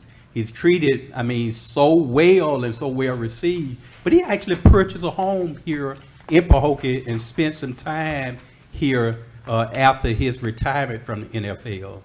So that was part of my mayor's presentation, and that's what I wanted to do. But again, we just couldn't find the right video to give that presentation.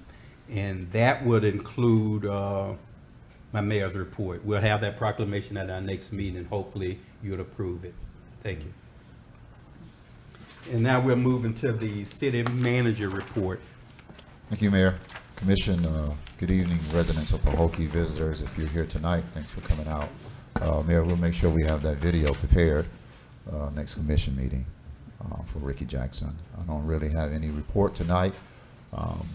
Earlier in our workshop, I spoke on our projects that are coming along very well.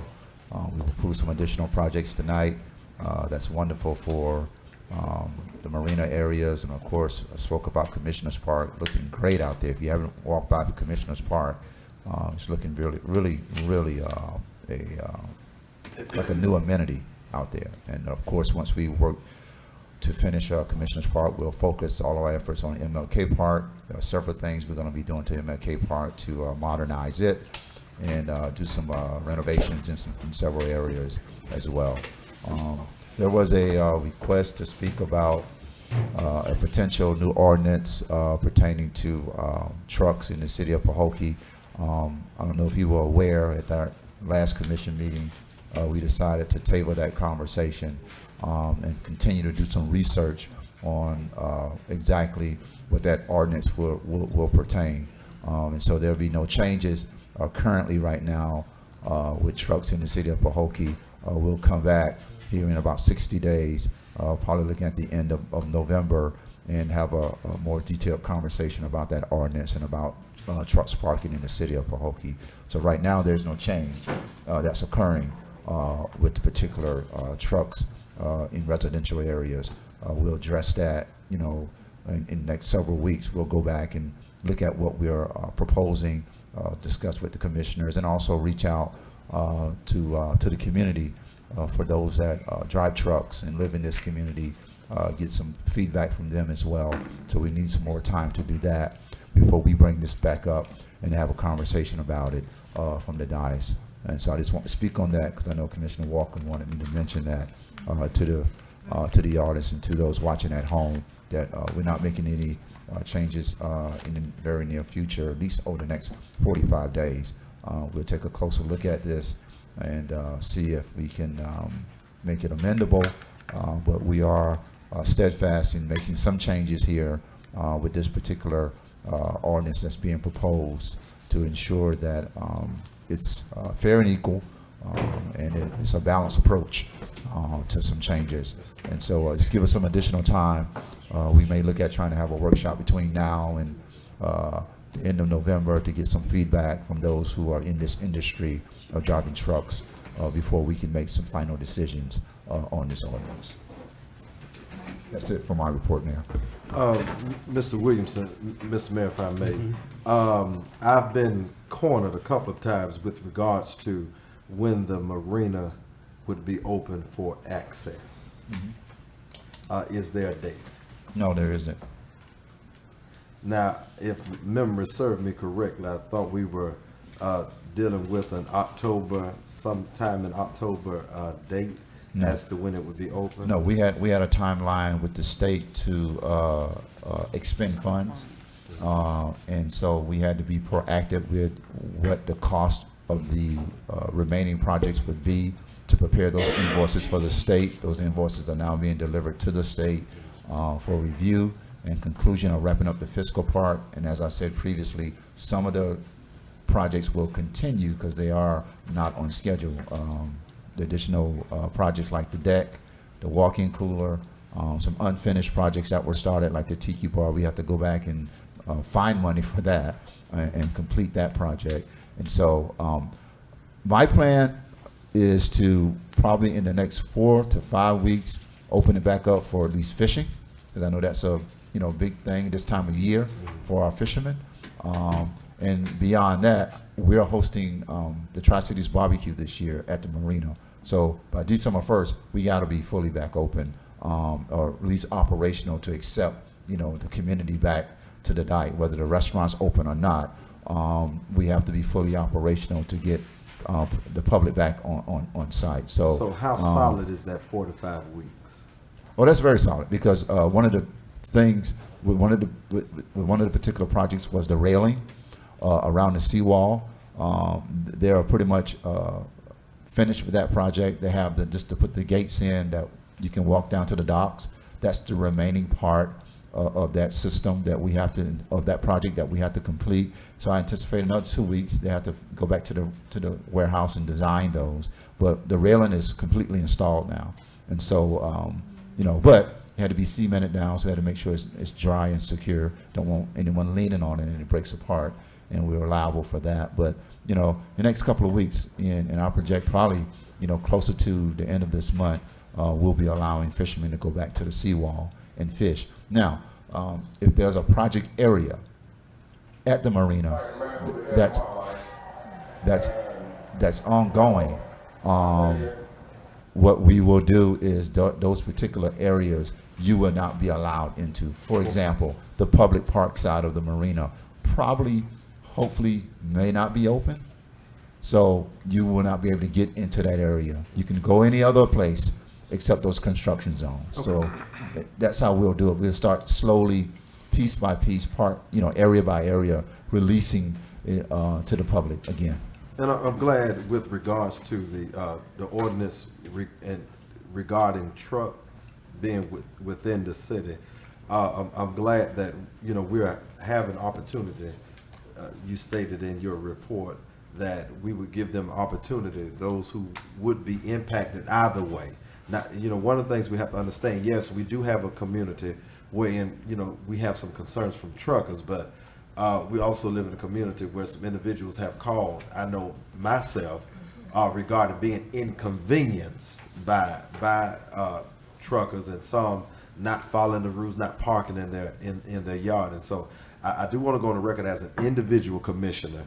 I don't want to be a part of messing up anyone's livelihood, but by the same token, I love what you stated. It needs to be fair and well balanced, because while we do have concerns from individuals who may be in the business, we also have concerns from individuals who have been inconvenienced by truckers and maybe not having some type of guideline as to you know, what our expectations are as a city.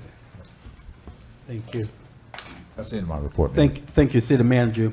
Before we move to the City Attorney report, we're going to go ahead with this brief presentation of Ricky Jackson 2010 Hall of Fame acceptance speech. We was able to find. I get one to the Spirit of Christ, man, who's the head of my life. And, you know, I tell you, I'm from a small town called Pahokee, Florida. And me, I think that I love my hometown, you know, better than anybody in the world. That's why I cherish my hometown. Because I'm from a little town on the lake called Pahokee. And what's unique about it, we're surrounded by water, we're surrounded by sugarcane and a lot of, you know, different vegetables and stuff. And what we can do there in Pahokee, you can't do a lot of places. So I really love my hometown because you always can go fish, you can go hunt, you can go get vegetables and different stuff. You know, you can live. At a lot of places you can't live. So I love my hometown a whole lot. And me, I come here and my hometown have a whole lot of, my hometown out there, a whole lot of people out there from my hometown. And my family, they mean a whole lot to me.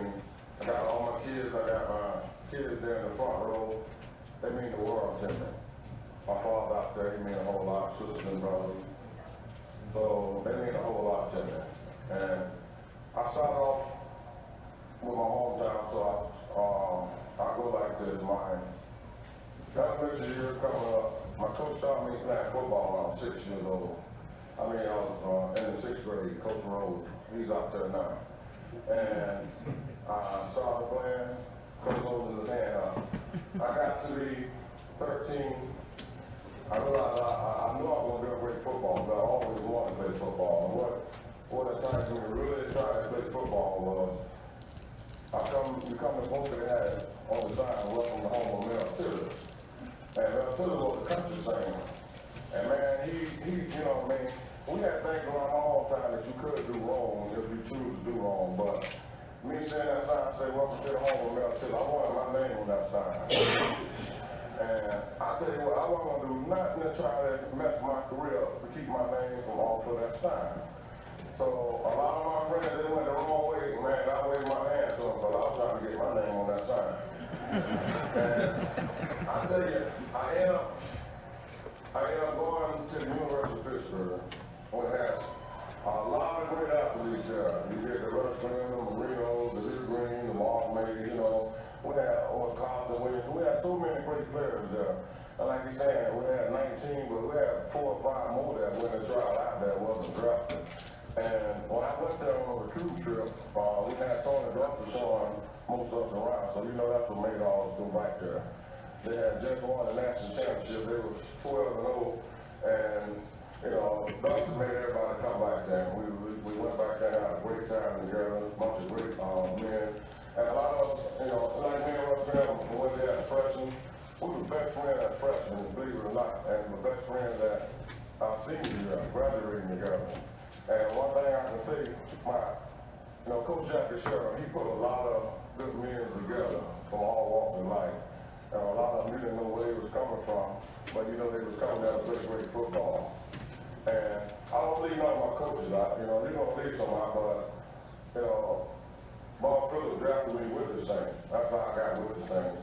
And he did a great job. Him and Coach John Paul and that way, so they did a great job with me, keeping me focused.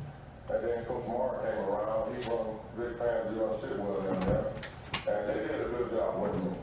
And, you know, I hate to go back to my high school, but I had my high school principal was Coach Russell. He did a great job with me on the court. He was my head coach too, and Coach Hammer. You know, those guys coached me to do the right thing. And one thing about Coach Again, thank you. I just wanted you to hear that portion of it. And part of the little package I gave the city commission, one of the articles was New Orleans Saints linebacker Ricky Jackson induction was long overdue. And I was to declare tonight that sign that he'd been hoping and wishing as his goal is long overdue. Thank you. Now we'll move into the city attorney report. Thank you, Mayor. I was asked to give a brief rundown on our pending litigation. The second lawsuit that the Perez's filed regarding the city's last election, that lawsuit's going to trial next Wednesday. Commissioner Mervin and our city manager and Commissioner Hill will be present at that trial, as well as our former clerk, Ms. Warner. So we're hoping for a good outcome on that. The second case that we have pending from the Perez's is regarding the lease at 246.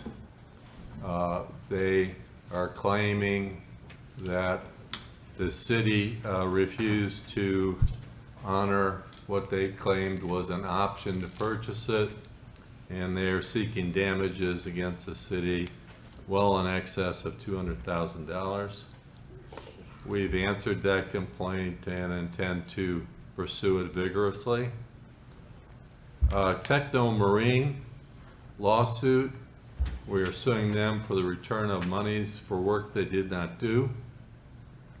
I told you at our last meeting that their attorney withdrew. The judge is going to approve the withdrawal of that attorney tomorrow and order that they find a new attorney in 20 days and answer our interrogatories 20 days after that. We found out that Techno Marine has a very large judgment against them. I think it arises out of a dispute up north in the millions of dollars, which is now on appeal. There is a possibility if they are unsuccessful in winning their appeal on that case that they might apply for bankruptcy protection, so we have to keep our eye out for that. On the countrywide lawsuit where the city is filing to foreclose on its liens on the property that was suggested to have a housing project on it, the owner of that property offered to settle for $20,000 and a promise to build housing in the future. Unfortunately, their promise to build housing in the future didn't contain any real promises in it. It was more or less, I'll promise maybe to build housing in the future if I feel like it. So when we asked them to put some more teeth behind it, they said no. Subsequently, they asked, well, maybe we'll build houses if the city were to put in all the infrastructure necessary, meaning the roads, streets, the grading, the drainage, the electric. And although Mr. Williamson's checked on several sources for funding, there might be some possibilities of funding, but the amounts and the certainty of it are certainly nothing that we can really put down as hard facts. So at this point anyways, it looks like our foreclosure action against Countrywide is going to be moving forward. So that's my report on the litigation. If you want to go down to new business, then we could talk about the new things. I don't know if you have any old business. Okay. So just for clarity, the individuals that made a proposal, if city forgave a certain amount of what they were seeking, they would do housing, follow-up conversations. Now they want the city to forgive the money, but then turn around and do infrastructure and all of that good stuff as a condition for them doing housing. Correct. So it didn't pan out to be what we originally thought it was. We're continuing to talk with them. We'd like to be able to find the availability of monies to put that infrastructure in so that we could, through them or someone else, build some new housing. Certainly it's well needed here. But right now that effort does not look like it's progressing.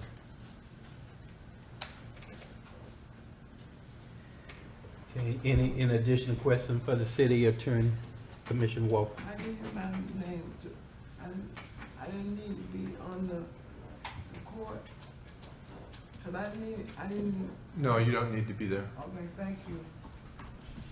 Okay. There are no additional questions. We'll move to our new business, the status report of the marina, restaurant, and campground lease. Who's going to take lead on that, City Attorney? Yes, sir. I provided a memo in the backup that laid out the history of where we're at with the marina lease, because not all of our commissioners were here when that lease or the competition for the lease was held. Everglades Reserve Holding was the sole responder to the competitive bid that the state required us to put out. And the commission previously adopted a resolution indicating their intention to award to that group if the state approved the contract. The state is considering that opportunity now, and they initially said it was going to be considered by the governor and cabinet in December. I think it's probably going to be held off until the new administration takes office in January. The state has indicated that they're going to require the group to pay 6% of its gross revenues for the campground, the restaurant, and the marina.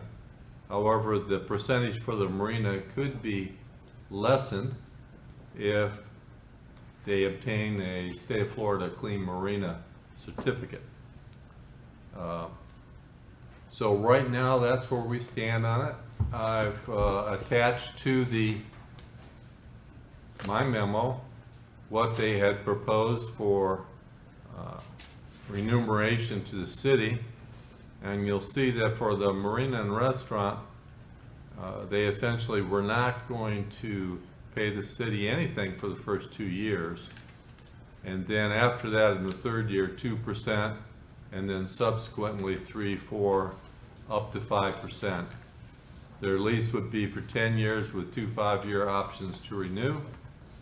On the campground side of things, they would have 1 year without paying rent. So that's where that stands, and we are waiting to see what the state will do and whether or not the commission has any further input on the lease. City Attorney, if I may ask, I think and this is not a statement of being dismissive or anything, but I think I'm all but sure I wasn't on here when the 10-year agreement, the agreements rather were, the negotiations took place. When we look at what was proposed and enumerated with regards to what they would pay for subleasing, in your professional opinion,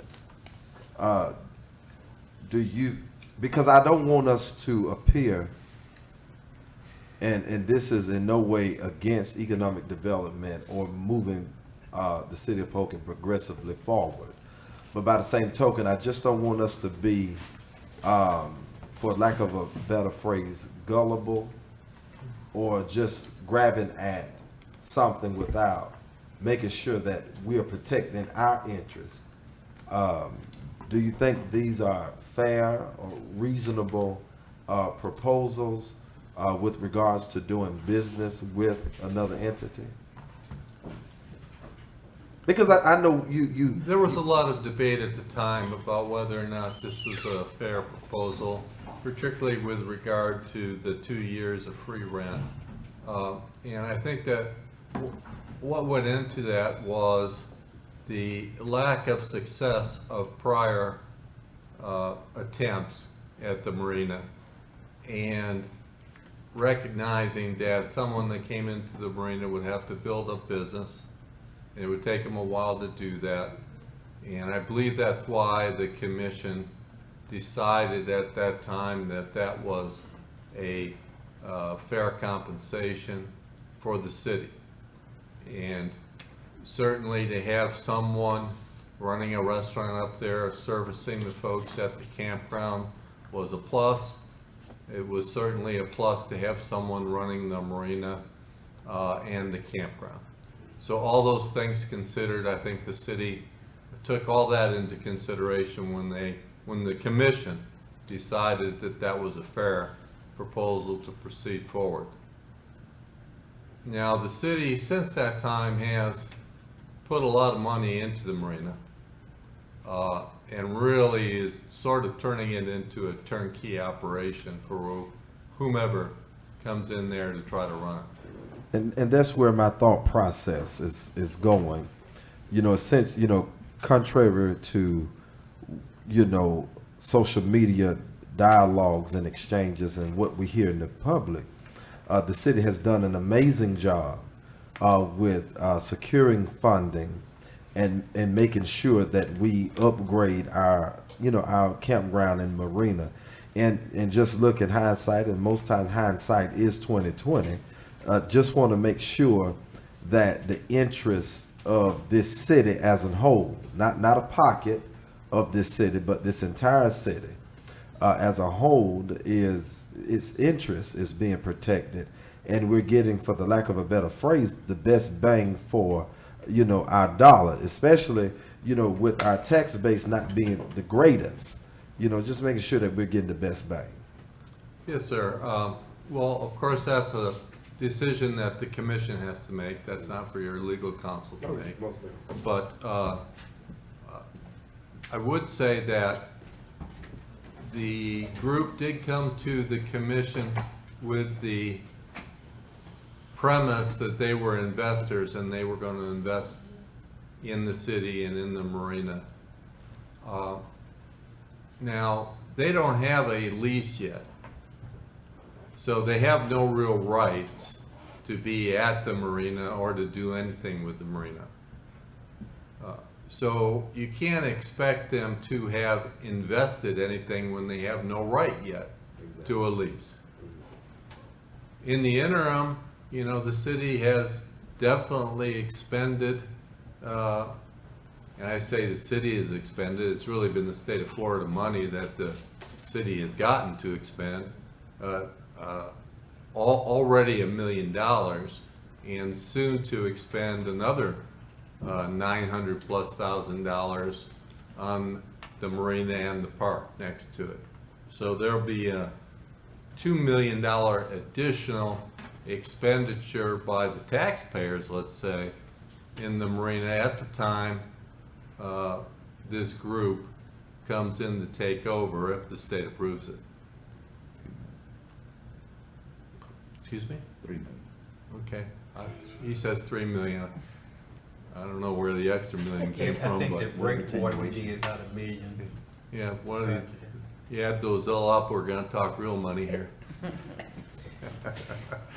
In any event, that's where we are, you know, so, you know, I'd urge the commission between now and the next month or so to really take a look at the lease and what's proposed by this group of investors, what the city is going to see from it if it's approved by the state, and evaluate where you are. Keeping in mind that the past has shown some lack of success up there. So I think that's a factor you need to keep in mind. I know they have the opportunity to come at any time and address the commission, but I would encourage the city manager to reach out to them and formally invite them to at least provide updates on their progress with the state of attaining their agreement or whatever their plans are, just so we can be abreast of what's occurring. They may end up at some point saying, you know, I was never formally asked to come to address the commission. I just feel that would be a great idea if we do that. Any other questions in reference to the marina at this time?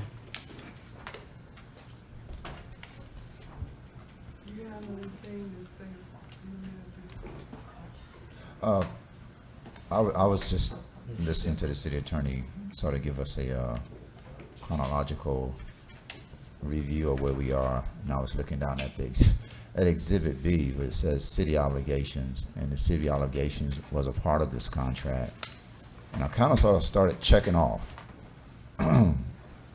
be it Everglades Reserve Holding or whoever becomes the subleasee, construct extended deck restaurant, check. Security cameras, check. LED lighting, check. Painting and pressure washing, check. Replace grease trap, check. Upgrade repair AC unit, 1 unit. City put in 4, check. $30,000, not $5,000. Repair marina fuel system, I think gas be delivered in about a week, check. Don't have a stove or oven yet. Walk-in cooler, you approved that contract tonight, not 20, but almost $30,000. You've pretty much done everything in this agreement for whoever's gonna come, if it's Everglades Reserve Holding or whoever. So, and we've actually expended more money than what this agreement says for these particular items. Says a lot about what the city has done with the marina and the investment monetary-wise. So, when you look at that, you got to look at who you're going to partner with for who's going to be out there. And you have to look at, you have to assess some of the recent activity of this particular group and make some decisions about who should be your partner moving forward. As the city attorney said, somebody's going to come and be our subleasee, whoever it is, based on just what we've been able to achieve in the last 12 months and what we expect to achieve over the next 12 months there with some additional funding.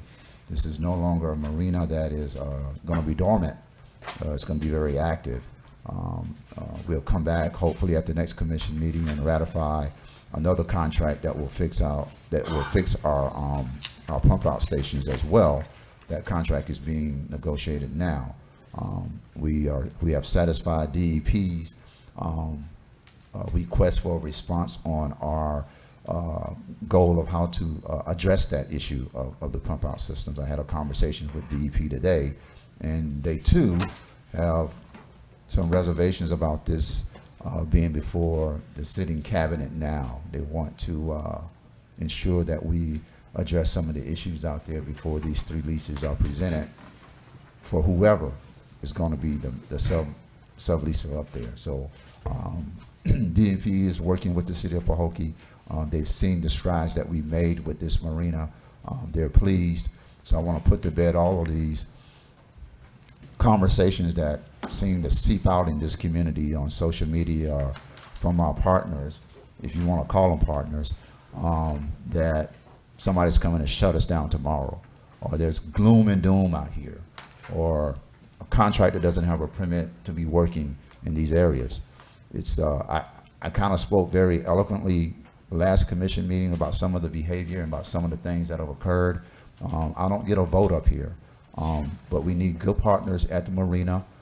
We need good partners here in the city of Pahokee to do business, and that's our goal as an administration. I'm not here to assess anyone's personal behavior, but I am concerned about some of the recent behavior that has occurred around this project. It's disingenuous to what we have been trying to achieve here. It's been unfair to the city of Pahokee, even unfair to some of the campers that live out there, some of the boaters that got ran off, to endure some of the things that have occurred out there. So with that, I think, as the city attorney said, we've done a very good job of renovating this marina. We got a couple more projects to achieve out there. So please be patient with us as we finish up. Commissioner Everett mentioned a timeline of getting the fishermen back on the seawall, and I'm very sensitive to that. And we're going to ensure that we aggressively get them back on the seawall as quickly as possible, knowing that we have a couple of more projects that we need to finish up at the marina as well. And we'll sort of do it in tandem of letting the public back into those areas, as well as ensuring safety and security for those projects as well. So, again, I don't get a vote up here. You hire me to manage the day-to-day. And I think some decisions moving forward with these leases have to be made, whether they're made tonight or the next coming weeks. There are some decisions that you have to sort of review on where you want to be with this investment group.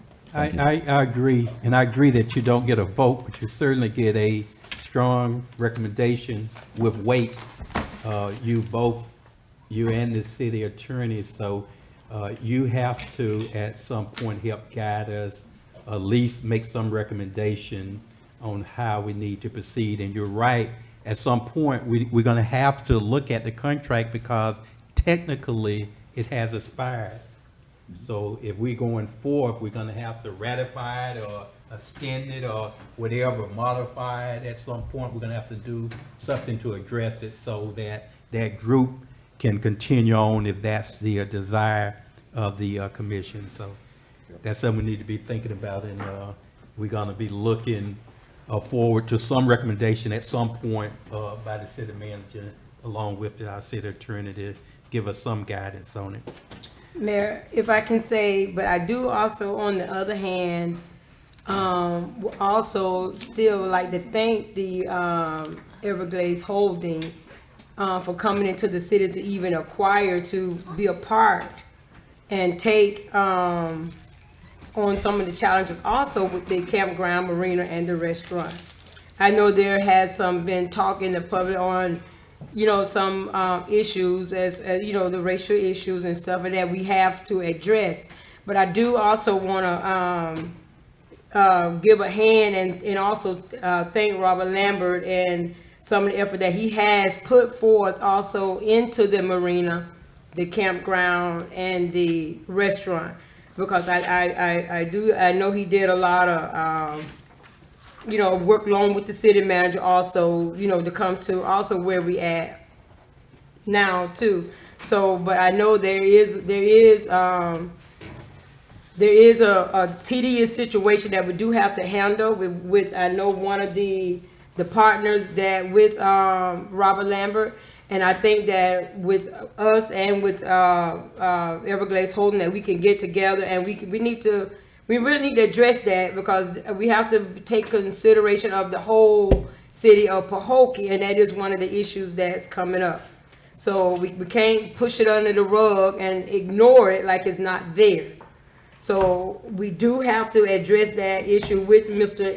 Lambert, with one of his partners that he have on the lease. But I would like to say thank you to Mr. Lambert and, Everglades Holding, Robert Miller, with being considered to come to the city of Pahokee. I still would think that there'll be the good entity for that marina. And it's just some issues I know we need to work out, with Mr. Lambert with that issue. But I would still like to say thank you to what he has done and contribute to the city of Pahokee also. Okay, thank you for those comments. Mr. Mayor, I'll wait, go ahead. Okay. We'll move into citizen comments and general concerns. City clerk, at this time, do we have any citizen comment card completed? Yes, sir. Just one from Ms. Joanne Culberson. Okay, thank you, ma'am. Now we'll move into the correspondence, comments, and concern of the city commissioners. We'll start with Commissioner Hill. No concerns. Thank you, ma'am. Commissioner Walker. Thank you, ma'am. Commissioner Everett.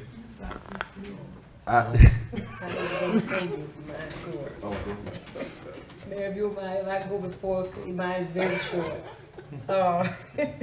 I just want to say, with the video that we showed with Ricky Jackson, and it's very good, but I would also like to add that we had, that other players, hopefully that we can also, recognize them, like, we have Anquan Bolden, we have Janars Jenkins, we have, I don't know all of them, I think it's Pernell McPhee. We have some of those that I know Anquan and Janars, they do also come back every year and they do something, contribute to the city of Pahokee. So we will hope that we can also, I know Ricky Jackson is the Hall of Fame, but I really believe Anquan and them will be there also. But I will hope that we can also acknowledge them also in the future. And also, let's not forget that we have our Night Out of Crime, which is October the 16th? 19th, and that's at Tanner Park in South Bay. Good night. And before Commissioner Everett, I would concur on those other athletes. I think I say something similar to that. Certainly in the future, we want to add to those entryway type of sign. It's not going to be as large as the one we have, but it's going to be a nice display that I think going to really look good in the city. Commissioner Everett. I'm gonna surprise you and my colleagues. I don't have a whole heap, but what I do want to say with regards to the commissioners' retreat, I'm very grateful that we've selected a date, but I just would hope that we can. I don't know if that's something the mayor and the city manager could do, is come up with an agenda so that when we meet, we definitely have a purpose for us coming and meeting, so that we can have some real open dialogue. Before you move on, I would suggest too that the commission provide the city manager with a few topics they would like to see covered, would kind of help guide the agenda too. Yes. Thank you. Yes, sir. Also, who?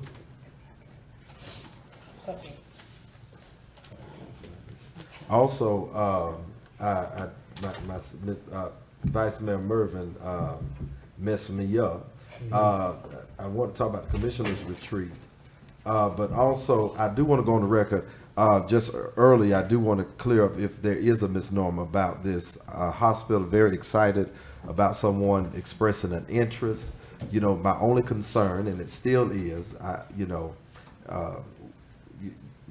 is with regards to just ensuring that there is no competition between the two entities. I know some people say that a living assistant facility is totally different from a nursing home, but there are a lot of similarities, and I just want to make sure that we're not bringing an entity to compete with a long-established entity that we have.